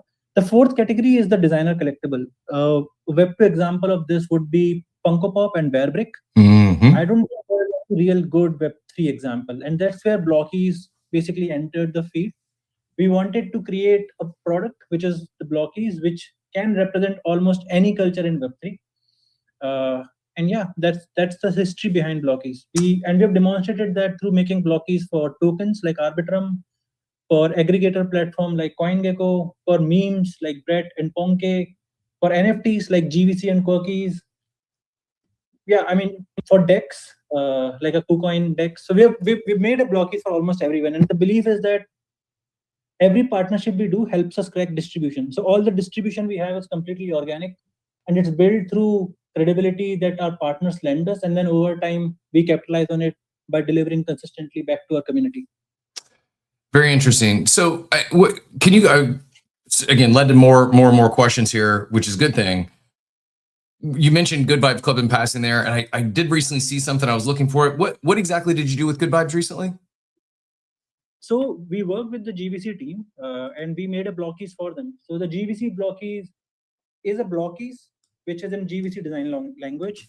We will make 100 physical blockies for them, and these will go to some of their 100 best holders in the community.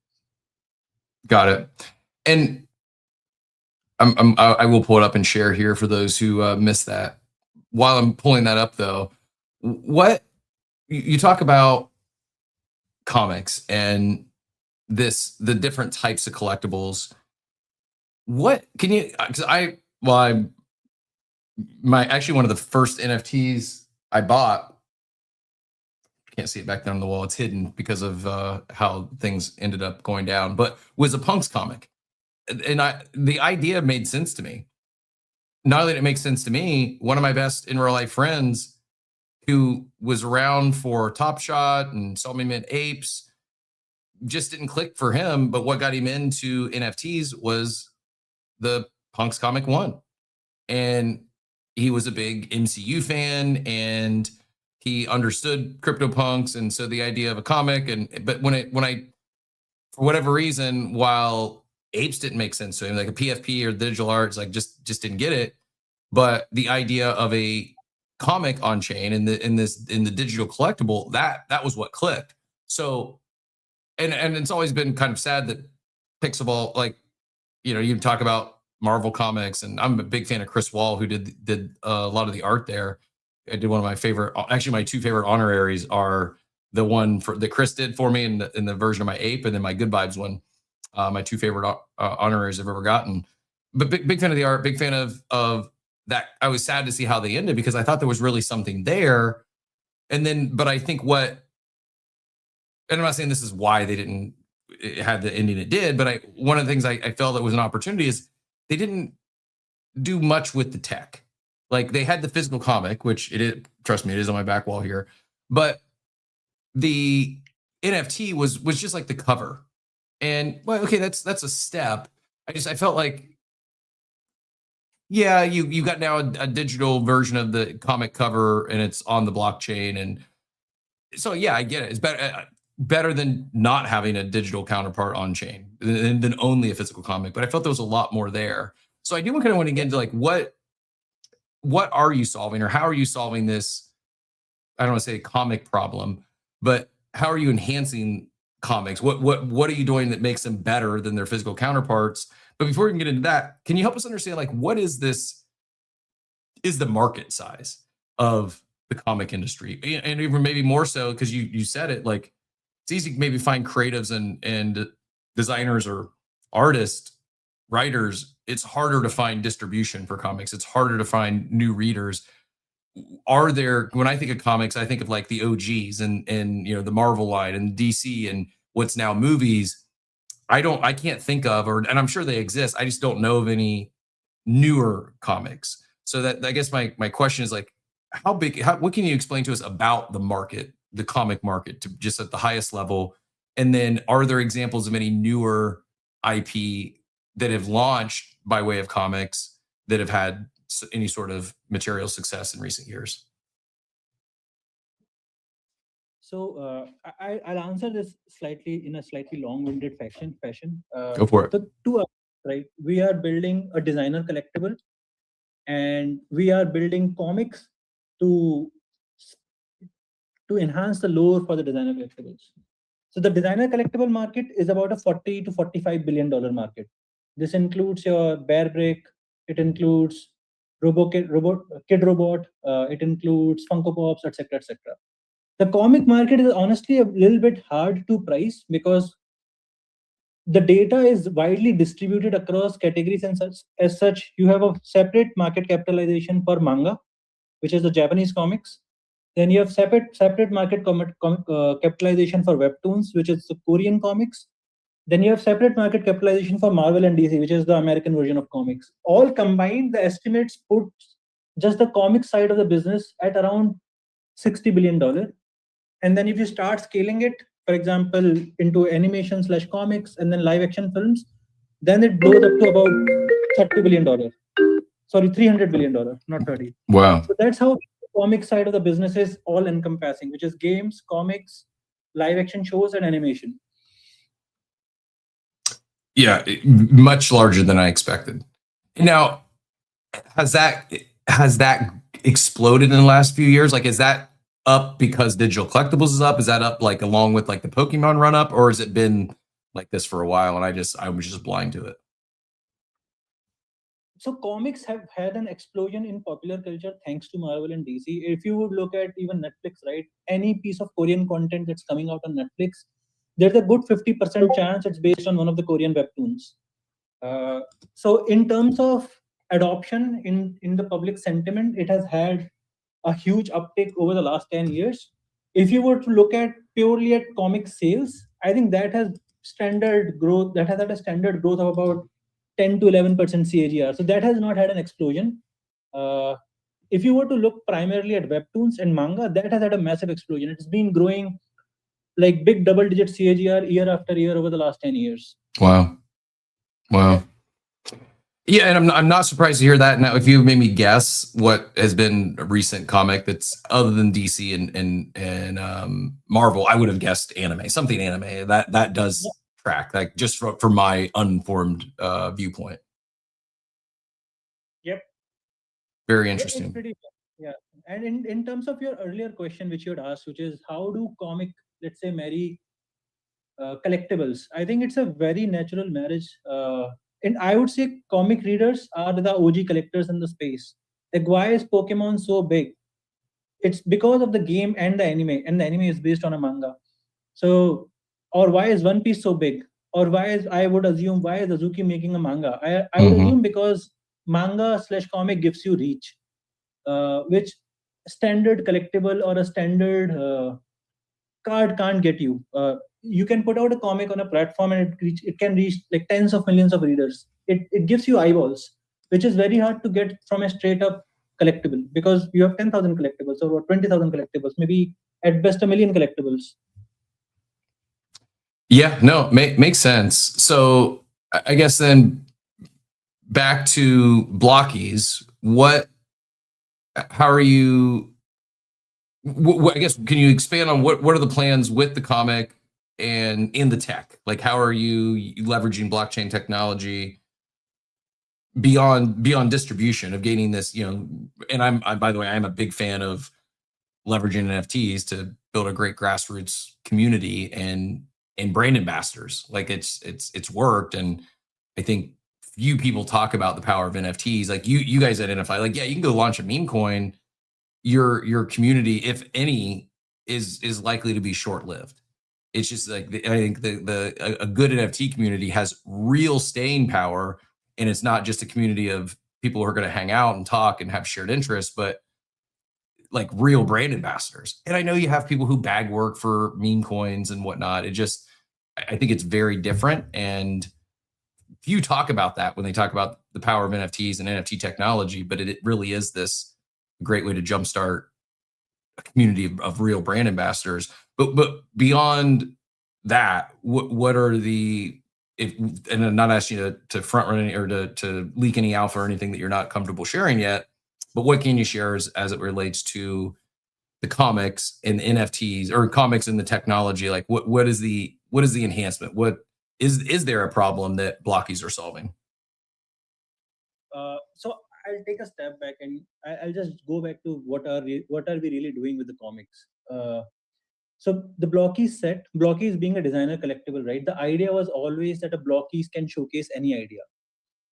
In practice, we have demonstrated that by making Blockies for all these other projects, which is, let's say, as I mentioned earlier, right? We have done NFT projects, tokens, dexes, exchanges, everything. With our own original set, what we wanted to capture was, can we make a Blockie that can basically show any form of popular culture or any form of popular media?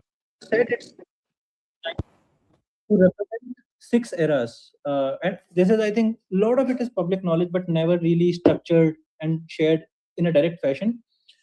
So the Blockie set, which is a 10K set, is based out of 6 eras. The first era is called the Forgotten Years. The last era is called the Far Future. These make 2% of the set roughly. They are like the prologue and epilogue of the lore of the Blockieverse. The middle 4 eras basically focus on progression from, let's say, prehistoric, that is the caveman era, to medieval, which is like the wizards, mages, alchemist era. Then you have modern era, much like the world we live in, and then you have steampunkish future era. So our usage of comics was a way to give lore to people in a way that they will enjoy consuming the lore. And that's how and why we started making the comics. Each comic is us basically drip feeding the lore to our potential collectors. It introduces you to the world of the blockies, the kind of conflicts that exist in that world, the kind of characters that exist in the world. And that's basically been the intent behind the kind of comics that we've been making. It's our way of growing the IP, growing the blockies original set and the blockies original lore long term. I dig it. And just to answer your question around, how blockchain comes into it, I'll give an example, right? I mean, we mentioned the size of the designer collectibles market is around $50 billion, right? We see that there is a real opportunity of tokenizing them. We've seen that with trading cards. In fact, if you look at what we've done with, one of our first production runs, which was for CoinGecko, what we did was we shipped, we ran a campaign with them where we then shipped 30 of them to Delhi in a vault, and they digitized it. And now these collectibles, users have the option, they can either keep them vaulted or they can trade them digitally, right? And I feel if we can demonstrate that proof of concept as a brand ourselves, it kind of opens the floodgates to tokenizing a $45-50 billion industry, similar to what we're seeing with trading cards right now. Yeah, I was showing for the. Go ahead. So I'll just add one thing.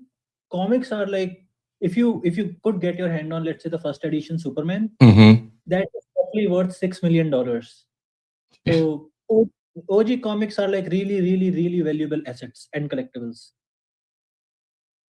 Yeah, and you mentioned CoinGecko.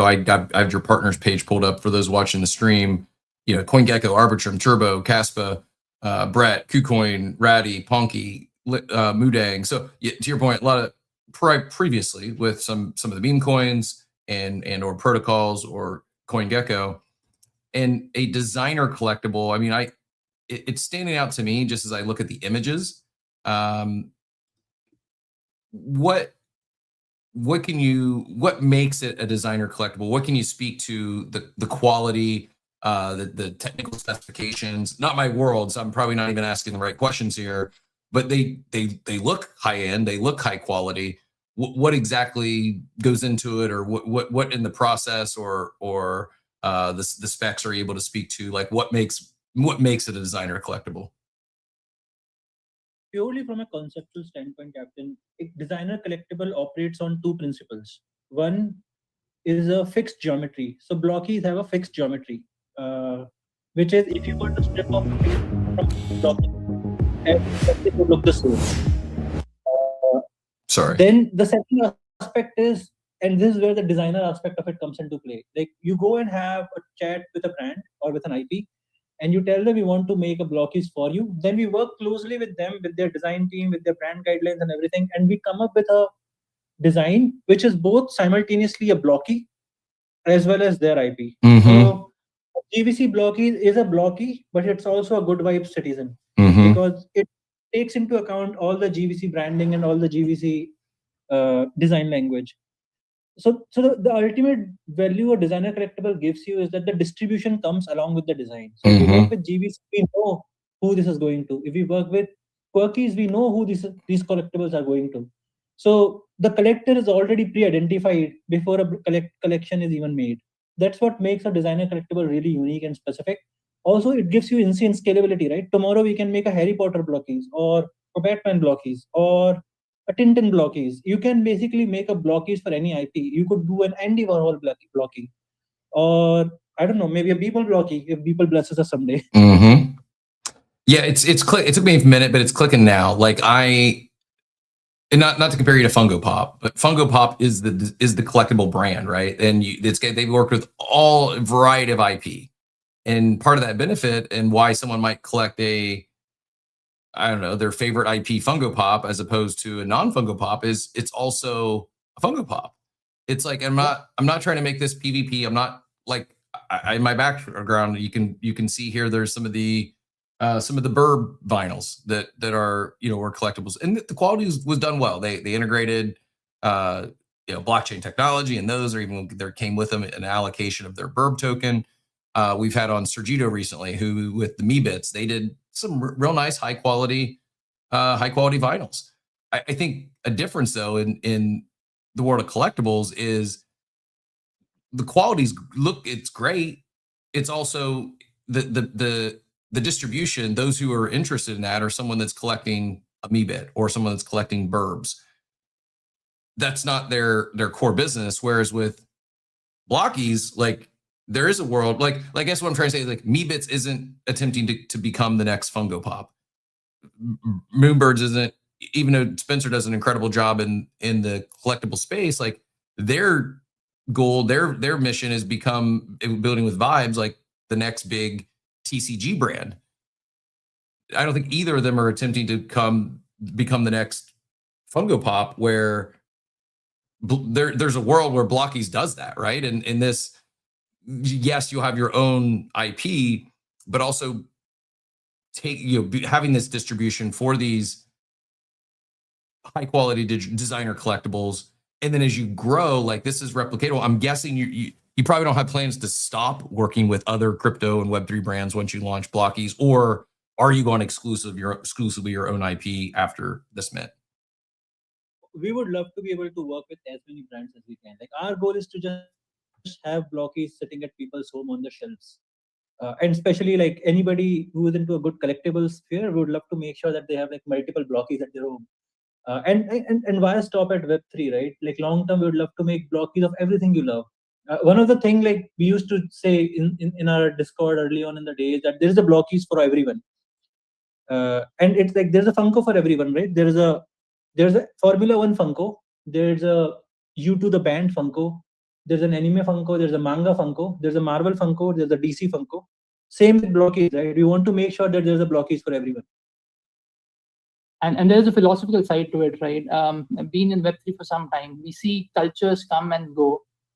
Over time, if we are doing this for a consistent number of years, right, we see ourselves as becoming, cultural historians of, Web3. So I'll give you an example. When I started off there, Luna used to be a big thing. Then we had FTX. In some way, right, everyone that has been around Web3 has, it has been a part of their journeys, right? So it would be cool to have, look back someday, 10 years down the line and see, hey, I have an FTX equivalent blocky or a Luna blocky, right? I mean, sure, the companies are no longer doing well or around, but it's still a part of your culture, right? And in that sense, right, we see ourselves as, someone that can tangibly preserve Web3 culture over a number of years. I like it. And yeah, the SBF one or Luna one, that might even be more valuable now. Real proof of war wounds and surviving. I'm going through your website now. I actually will share. My apologies. Every time I'm not. Sometimes I'm able to get past the music quickly. Other times it's I'm not able to find my way past the music without it playing. So my apologies for that coming through loud. But there is a partners benefits on the, or why collect benefits, holder benefits rather. Is there a way to mute the music here that I'm not on the homepage, or no? There we go. Got it. Sorry about that. We'll probably mute the site from the tab section. I think we'll add the mute button. It's my bad on my end. But what I was tempted to show was these holder benefits. Why collect? Every Blockies holder becomes part of the story. Here's your unlock. Craft first, collectible grade, sculpt, paint, and packaging crafted without compromising quality. Input what moments and movements and communities are documented next. Partner perks, allow list, merch, experiences from featured ecosystem collaborations. Built for collectors, status someone who didn't just watch Web3 happen, but preserved it. About that preserving culture, every piece reflects communities and moments while Blockies outlive passing trends. And last but not least, that on-chain provenance, being able to verify authenticity, track ownership, and flex your additions. When it comes to the other collections, like whether it be the Good Vibes Club or the CoinDesk, are those, I forgot the tagline already, but something about limited supply. Are they all limited at 100 supply? Does the supply vary depending on who the partner is?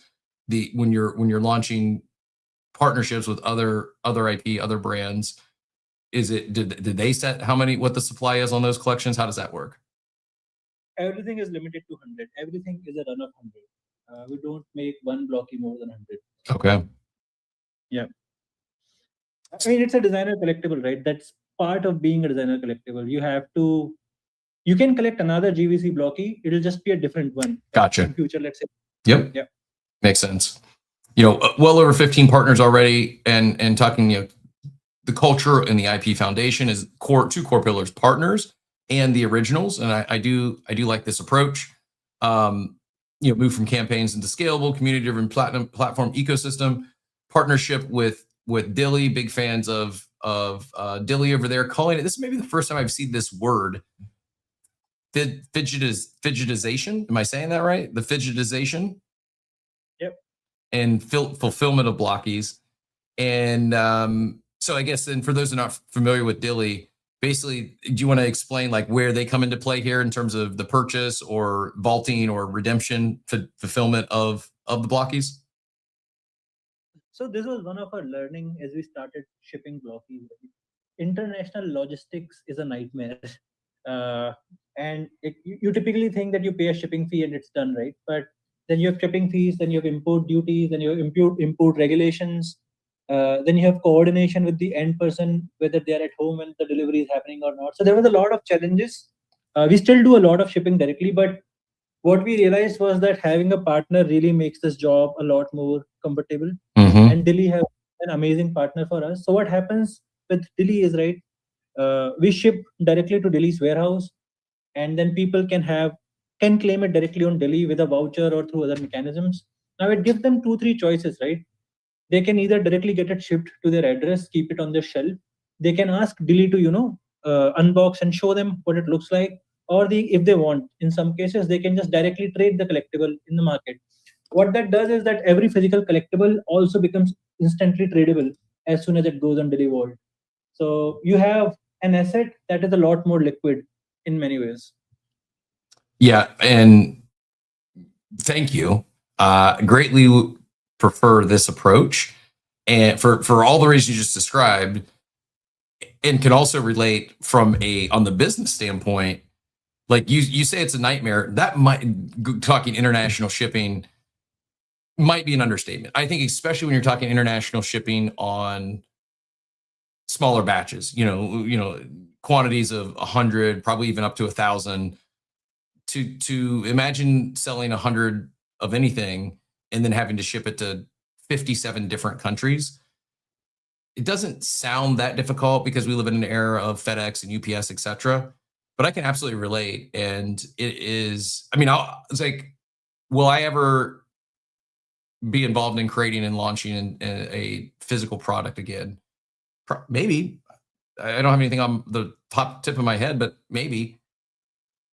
I will never, well, I shouldn't say never. It's extremely unlikely that if I do ever am involved in building a physical product, I will almost certainly work with a third party, not just a 3PL firm to handle logistics and fulfillment internationally, but someone like Dilly and a platform that can provide that fidgetization experience where it reduces so much of the friction. It enables secondary sales much easier.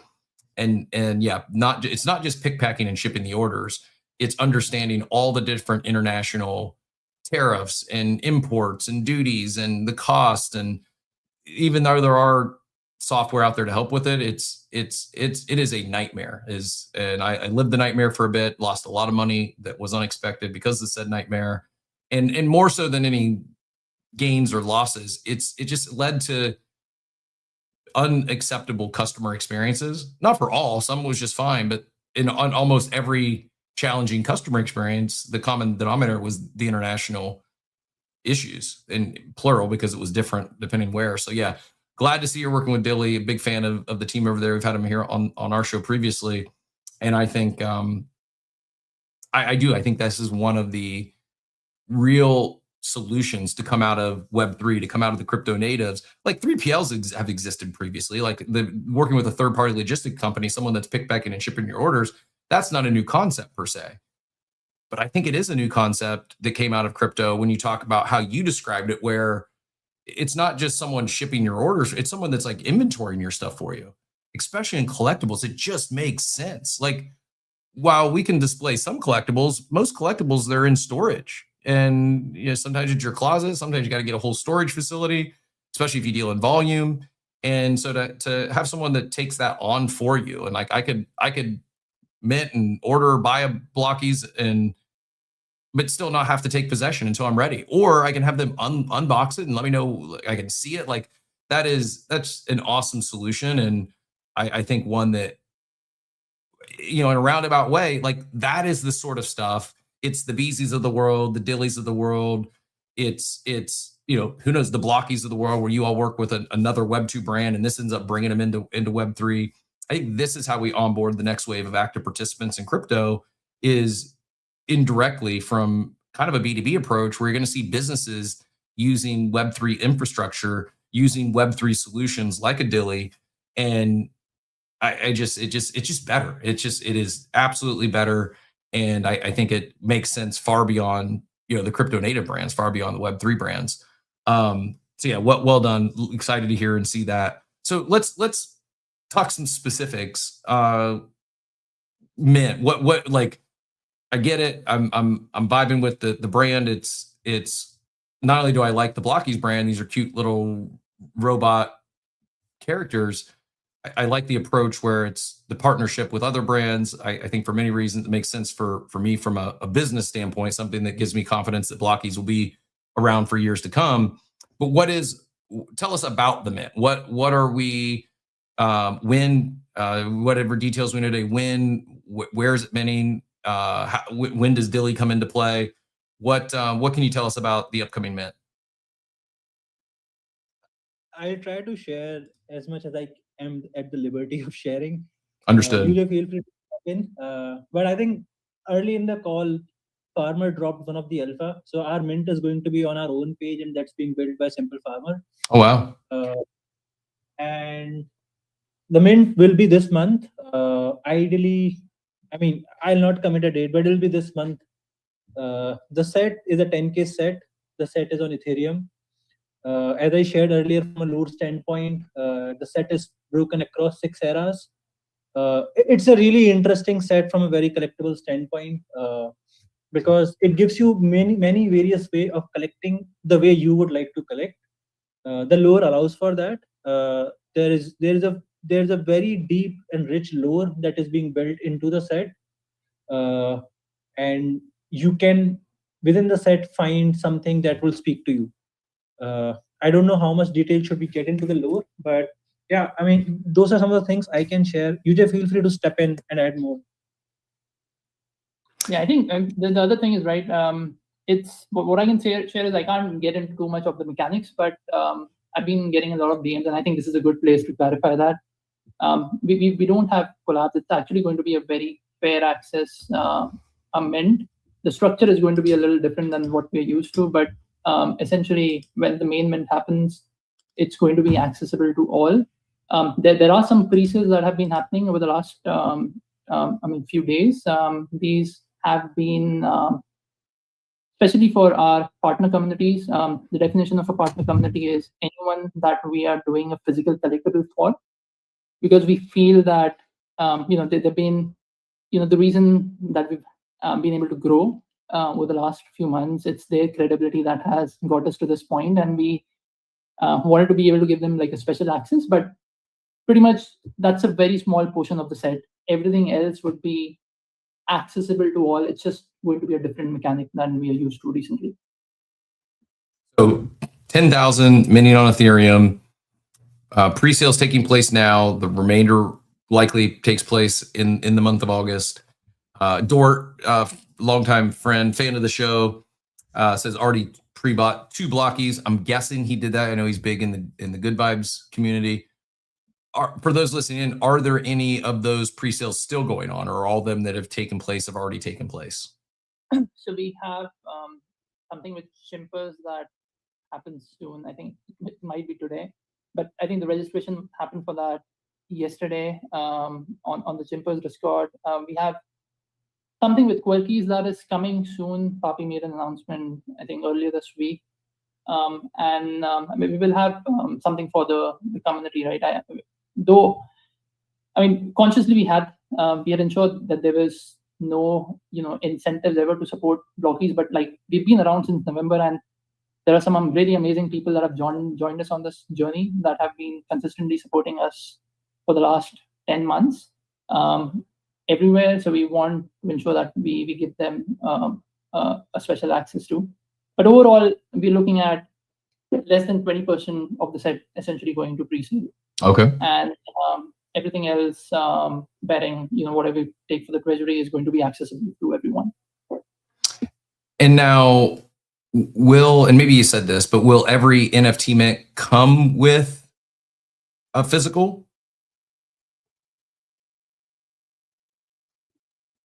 So there may not be like one-to-one physical, but there will be a physical aspect. Okay. Yeah. Physical aspect. Sorry, I'm not trying to pry. I just you got me thinking now. And you talk about the lore in these comics. There's, I think I saw 3 chapters that are out today. And is that, if someone wants to get caught up on the lore, is the best place to go to the Blocky's social account, the X feed, and scan through there? Is there another spot on the site where that links all the comics? Right now, the links on the social, which is our X handle, is the only source. But we're working out one single place where people can access all the lore long term. Okay. So yeah, that's in progress. Perfect. Right And now, the goal somebody is wants to, yeah. And the goal is to also, consistently keep on pushing out content as comics that scale the Blockies universe, right? And kind of builds a bit of character depth to, the characters you see in the NFT collection, right? So we are planning to have something long term that gives people the ability to go through the lore and all the comics that we're going to be publishing over the next months. Love it. You've got a lot of fans in the chat. Dort, as I mentioned, has already got 2 from pre-ordered from holding his GBC. Benny from Del Mundo says shout out to UJ and Monk here with Original Blockies. Said they've been building hard and connecting and supporting other communities. Looking forward to seeing Blockies grow. And yeah, even L1F3, there was I did not get mine graded, but he had a comic that was The Secret History of the War on Weed that had an ape on the cover. I have, I think, 2 of those in storage. But to my point, it's in storage. I would rather it'd be great if Dilly was around at that time and I reduced the friction of I don't know. I brought 2 to sell one someday, and good luck that ever happening. How I move. Let me ask you this, gentlemen. Is there anything we haven't asked you yet? Anything that you really appreciate your time this morning? Excited for Blockies? Well, I guess that would be the other question before I give you both final words.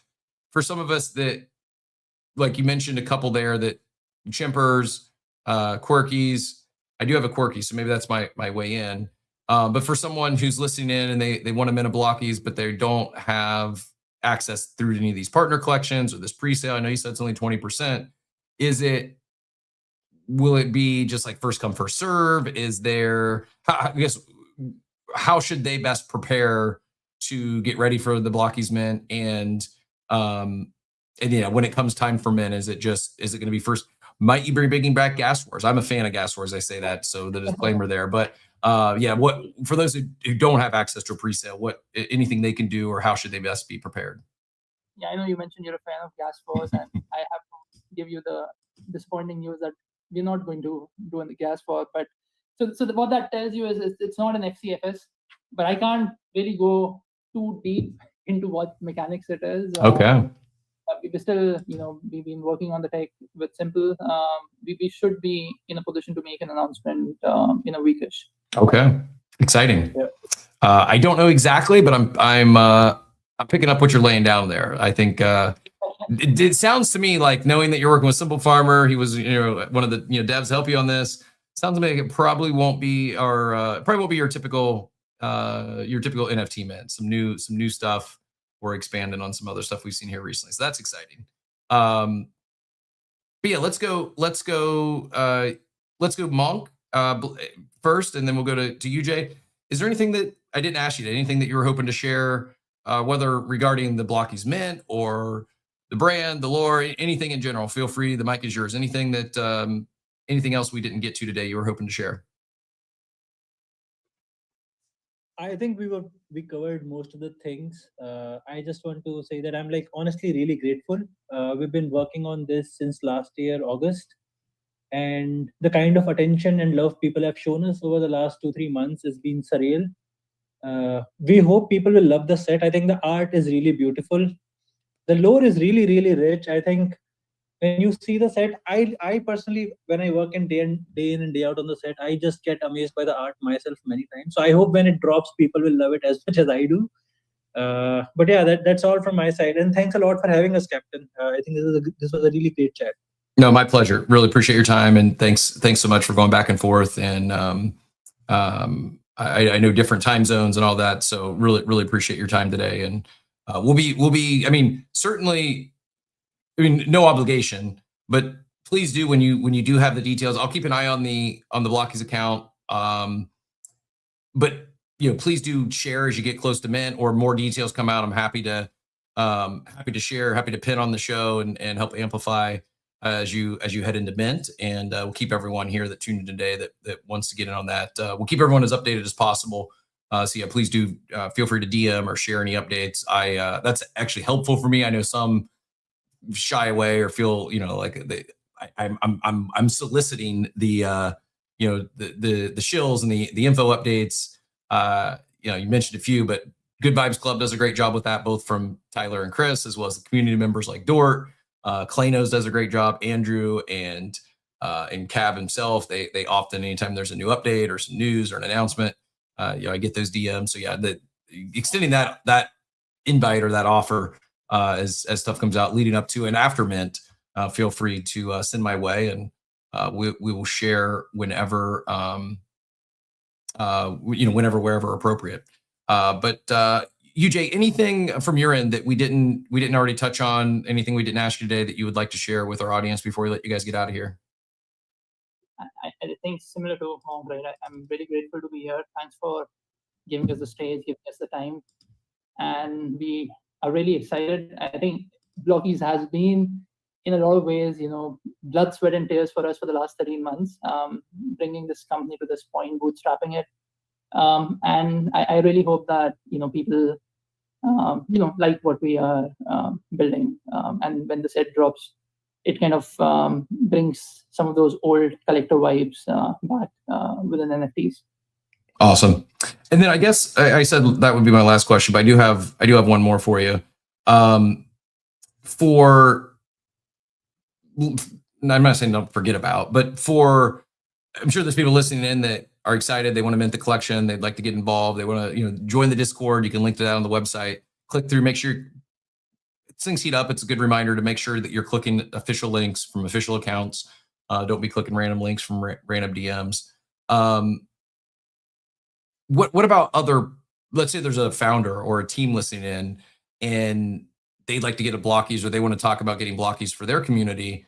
Should they just DM one of you, DM the brand account? What's the best way for a brand to get involved or talk with you all regarding Blockies for their own project or their own IP? I think DMing either the founders or the official account is a good way. Okay. If you know and you have the TG, just drop us on a drop note on TG. All these are good ways, and we'd love to figure out a way to make things happen. Okay, awesome. Love to hear it, and shout out again for bringing on TMA as an advisor. And I don't say that lightly. I think he's one of the great ones in the space. A good collector, has a great community, and even though you've been here and you understand crypto and you understand the space, I think it's we went through an era where like every project that launched had a big, whole web page and a whole list of all these advisors, and a lot of them I think was just another way to sell more mints, and it was part of their marketing strategy. They didn't really leverage the advice that they could have got from the advisors. Some did, don't get me wrong, but as we talk about NFT season 2.0 and new mint mechanics and experimenting on chain, and I think some of it's how we build things and how things are being built, who teams are working with. And while some things probably like overdoing the advisors and just using it as fluff to, almost like as a pitch deck add in, maybe not great, but there also can be some good stuff of things that worked in the past, like bringing on real strategic advisors that can help. And as things start heating up, we start seeing more mints. I think it's good for the approach here is more than just the tech, but how you're doing it, working with, Simple Farmer on the dev side, TMA on the advisor side, like that is, that checks some boxes, when we talk about doing our due diligence and who's the team, what's the team's background, do they have the chops to do anything here beyond mint? And then I think not just that direct team and the founders, but who are they working with? Like it says a lot about the team. Both, are they going to attempt to cover the potential issues that happen during mints and get ahead of those and prevent some of those issues, but then also like how are they going to move beyond mint, beyond after things go, or is this just going to be a short, low effort, quick run and out? Again, long way to say well done on not just Simple Farmer and TMA, but how you're moving and the brands you've worked with previously. I think that also says a lot about the quality of the work you're doing. Like if it wasn't quality vinyls and you guys didn't know what you were doing, you wouldn't have had 15 or more partnerships already with leading brands in the space. So just wanted to call attention to that. Yeah, and just add to that. Yeah, go ahead. I think the same thing. Yeah, we're gonna say the same thing, right? So TMA has been an absolute asset, right, for the team. I know we've been around in Web3, but when we started this, we knew it's an NFT first brand, and I'll be honest, we didn't know a lot about NFT. So I spent some time in the trenches. I got an opportunity to speak to TMA through Funkari, and we knew we needed someone who knew NFTs inside out, right? Who's been in the trenches, understands, been through cycles, right? Not just with the bull side, but has been supporting projects even through the bad times. And I think when TMA came on board, it kind of opened a lot of doors and interesting discussions for us. In fact, I actually show this to people, right? We have our analytics, right? X analytics, right? You see our X analytics, and you'll see a spike. The spike comes when we onboarded TMA, right? So TMA has been an absolute asset to Blockies. That's awesome. Love to hear it. And like I said earlier, there's no guarantee of success. For those listening in, there's never any pressure to mint anything but I think at least paying attention, listening to leaders in this space, listening to the builders, how they're doing things, who they're working with, and it'll help you gain an understanding for what's next or where you might be able to capitalize on opportunities here. Maybe it's Blockies, maybe it's not. Maybe Blockies is the next thing that really cooks from an NFT mint standpoint, and you miss it. There's going to be more, especially if we're even halfway right that NFT season 2 is loading, and this, on-chain experimentation that we're seeing and these new mechanics, it's inspiring, bringing in more builders. It's encouraging builders to even take more shots on goal and do new stuff. There's going to be more opportunities, and whenever you can hear from and see how these that are moving and having success are doing it, there's a lot of takeaways beyond just, oh, you got in and you're able to sell for some profit. All that said, gentlemen, really appreciate your time today. Really enjoyed the conversation. Excited for Blockies, and hopefully I'll be paying attention to these pre-sales if I can get in by way of Corkies, or I actually have needed a Chimpers for a long time. Big fan of that team and how they move as well. It's like the two teams I talk about often and support, and is Klanos and Chimpers, where I've got one Popkins and a few. I do have some Chimpers collectibles, but I'm due a Chimpers OG, so maybe this is final the push I needed to go grab one. But keep eyes out on that. Keep eyes out on the official account, and sounds like we've got an exciting August ahead of us. So it won't be the last time we're talking about Blockies here on the show, but really appreciate your time today. both of you for that matter. And like I said, a lot of fans in the chat, a lot of love already. And it's not just selling, designer collectibles to these other Web3 native brands, but what I'm deducing from the chat is like really supporting these partner communities, really being an active participant in Web3, not just a vendor that's selling stuff to the holders of other Web3 brands. But you've earned a lot of flowers and support from the community by how you all have been moving, and I think that carries through. Says a lot about your what's to come as well. So one of those that gave you some love was Benny Del Mundo. And I will return the favor. I pinned up top Del Mundo, Benny. They've got a Climate, an open edition mint taking place right now that goes, I think it's 100%. Benny can probably correct me if I'm wrong here, but I think 100% of their proceeds go to, let's share this tab instead.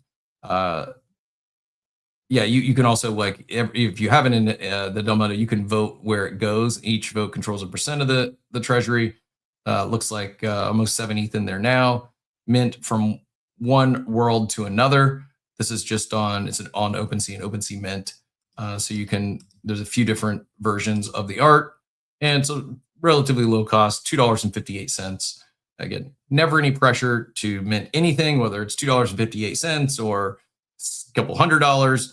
But anytime you have an opportunity to help support some builders that are out there building, whether it's reposting or giving a like, a follow, all that stuff adds up. And speaking on behalf of these teams, I think is appreciated. So another one to check out for you if you haven't yet. And we have a coffee with Captain to get to before we let y'all out of here today. So let me get things queued up here. Let me go grab that code. I'm guessing that JP Vamos has not shown himself. All the fake JP Vamoses are out there. I see you, but we need the real JP Vamos to stand up so we can get the last month's Community Member of the Month rewarded with a silver claw pool. But while we wait on the real JP Vamos, let's go back and check the chat. Who wants in on Coffee with Captain today? Who is going to be our lucky participant from the chat? And all the other questions, comments in the chat. We probably should follow back up with Joey and check in on that scam for the PSA.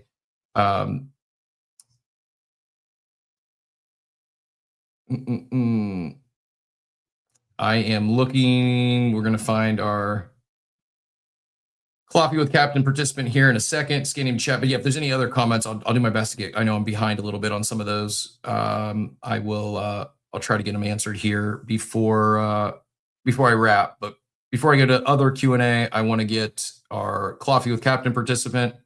I know I saw some mentions earlier. Some people that wanted in on Coffee with Captain.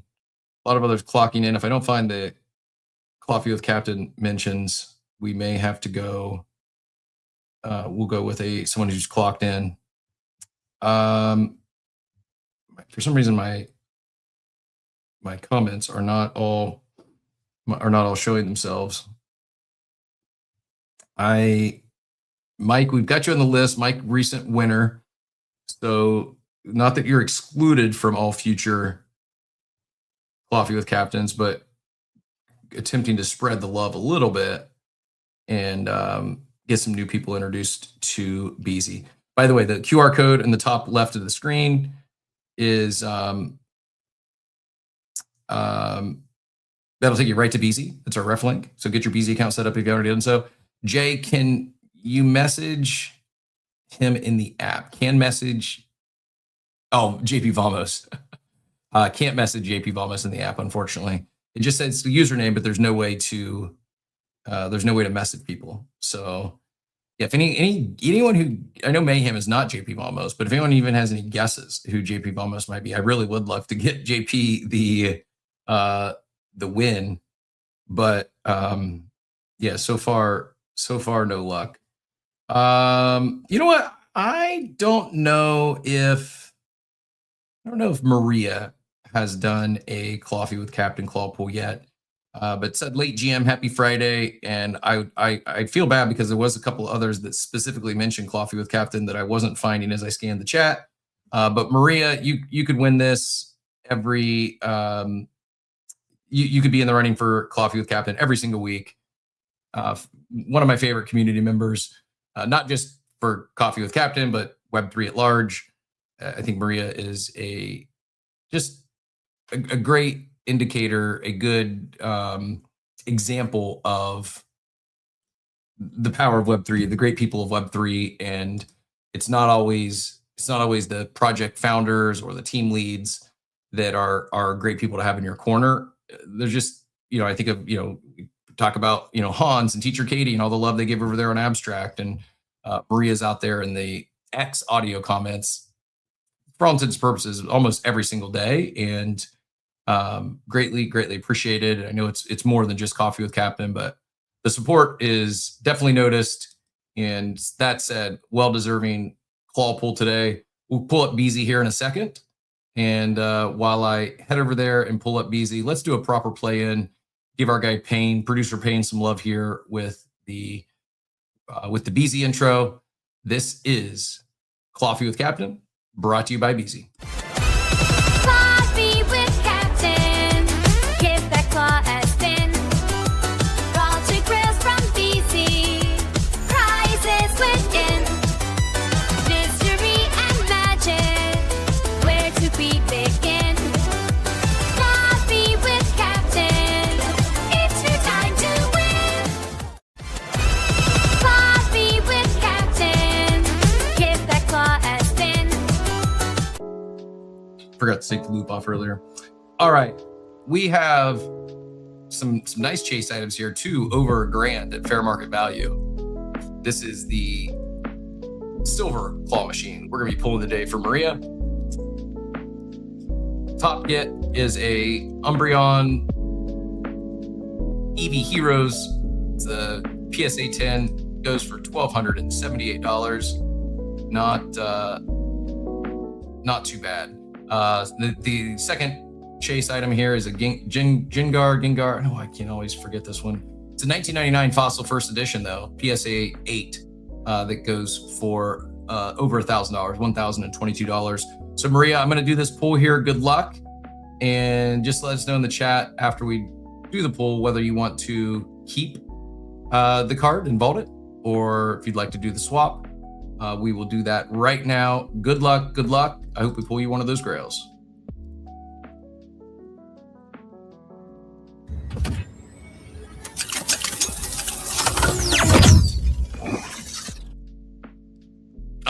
All right. It's a $31 Japanese Inferno. Togi Tomorrow. So just say it fast, like I know what I'm talking about. Say it with confidence. Yeah, it's a Japanese Inferno X Togedemaru, PSA 10. Congratulations, Maria. You can vault it, or after the platform fee, it brings it down to $29.14. We can send that USDC to you over on base. Just let me know in the chat if you want to swap. We got 14 minutes to decide. But yeah, let me know if you want to swap it for the $29.14, or if you'd rather keep the card and vault it. Cute little character there. Togi Demaru. Togi Demaru. Not sure. Yeah, we do need to know. Maybe it's JP Kaz who wants to Vamos. Could be. I actually said what I said. The Panga. Watch it be JP Kaz. Would be fitting.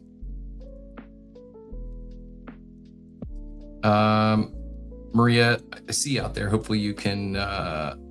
Hopefully you are still near the phone to let us know if you want to swap or if you want to keep the card and vault it.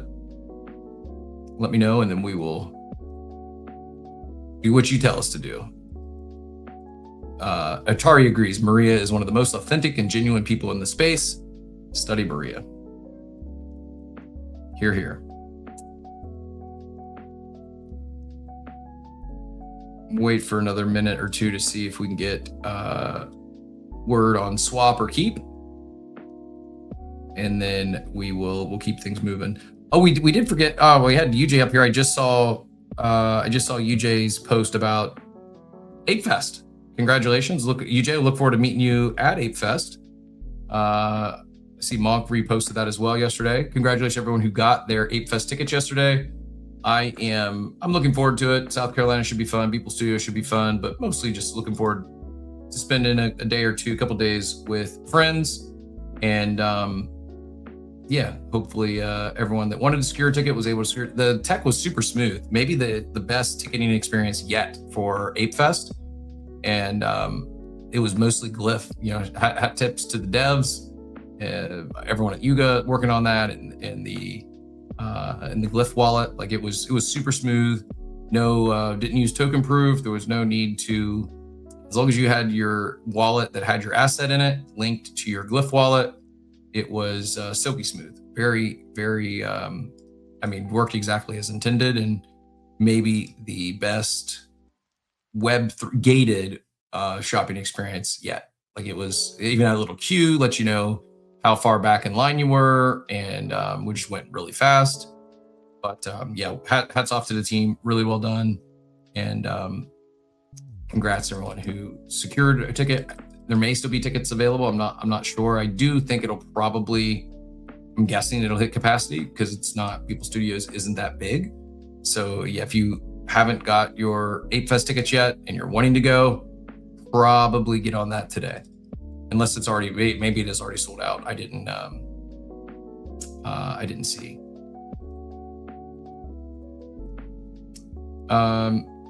Apparently there's a Stonk Fund ecosystem. I do not believe this is affiliated with Stonk Brokers, just kind of a derivative of the name. There's also a lot of derivatives out there right now for Chainmancer, so be careful. The top trending one in OpenSea is not the official collection. So I know I just reminded you, but another reminder to double check your links. Make sure you're clicking official links from the official account. Make sure you're clicking official collections, and be safe out there. Yeah, it is. Yeah, the top trending one on OpenSea right now is not Chainmancers. It's a fake collection. So be safe. Make sure you're clicking official stuff. Looking back at the chat here, yeah, 50K Mancer is about $180 right now. A pretty easy process. Yeah, just go to Anvil site. On the Mancer site, if you click through your Mancer, it'll let you know. It pulls up like the chart on, I want to burn 50,000 of these to get tier 1 activation. Fees are high, newer launch. And the amount that activates the NFT are low, so gains typically higher in the first couple of days than down the road. Second level is 110,000 Mancer. I think it goes all the way up to the top level is like 1.2 million Mancer. I just did the first tier, 50,000, I think it was. But yeah, anytime you have the opportunity to do that, probably best to activate them, or you don't even have to activate it right away, to buy the tokens that you want to activate as soon as possible. Yeah, things could sell off or pull back, but if you are bullish on a token, you're bullish on the project, think it's going to go up, if you think that, it's best to get even if you're not going to activate right away because you want to see what you reveal first, it's best to buy your tokens typically as early as you can prior, if you're there near launch. I was sleeping last night, so I had to buy mine this morning. But yeah, on Stonk Fund, whatever that is, I'm guessing a new launch pad over there. Stonk rallied 45% to 8 million, Butthole soared to 3.16 million, and Manlet rebounded 50% to 800K. Things you talk about on crypto shows. People are looking for hotels for Ape Fest. If anyone has a good recommendation, drop those in the chat. We'll probably talk a little next week too about where, like, side events, where people are staying. I don't think we have all those side events out yet, but Shields doesn't understand why this is happening on OpenSea still. Probably easier said than done to completely eliminate like fake collections because the volume can be manipulated, and their trending charts, their trending stuff, it's based on volume. And I don't know if there's a way to automate it for them not showing on trending. I think it at least in my head, it makes sense why it would be a manual process to make those fixes. But yeah, very frustrating, and especially as things heat up, like we probably see more of those fake collection stuff. I don't know, fake collection might be bullish that we are day one seeing fake collections right at or near mints. Maria, final call. I think we might have lost Maria, so I'll DM her and see if we can get her. If not, she will have a new Togi Damaru for her vault. But everyone who tuned in today, thank you very much. Greatly appreciate your time here today. There is and more happening. I think next week, knock on wood, but I think we get to continue the fun a little bit next week. And good luck. Congratulations to everyone who hit on one this week or over the past month. Icons we talked about here yesterday, it is up now to 0.03. I looked at it, planned to buy one and didn't. Not that it's run away too much. Godpool also back up another 80% now. That there's some unvault announcements coming out. We had Aaron on yesterday, had a good conversation there. And pretty green, a lot of green actually on the NFT board. Majors are, we'll check, might have changed during the show. Because it sounds like potentially rate hikes are back on the menu, potential rate hikes. Leaderboard top 10 tokens are basically nothing, it's just choppy. The biggest gainer is Doge, up 1.46%. Biggest losers, XRP, down 1.7%, but most stuff is like between 0.5% and 0.69. Green, so slightly green, better than a lot red. All that said, though, we're going to get out of here. It's a Friday. Go enjoy your Friday. Go touch some grass this weekend. Enjoy time with family. Thank you all for tuned in. I'm going to be going to see Odyssey over the weekend, so look for that review on Monday during the cold open. And have a great one. Look forward to seeing you all on Monday. Thanks again for all the support this week. Thanks for everyone tuned in. Congrats to those who hit on the Manserment. And have a wonderful, wonderful day, everyone.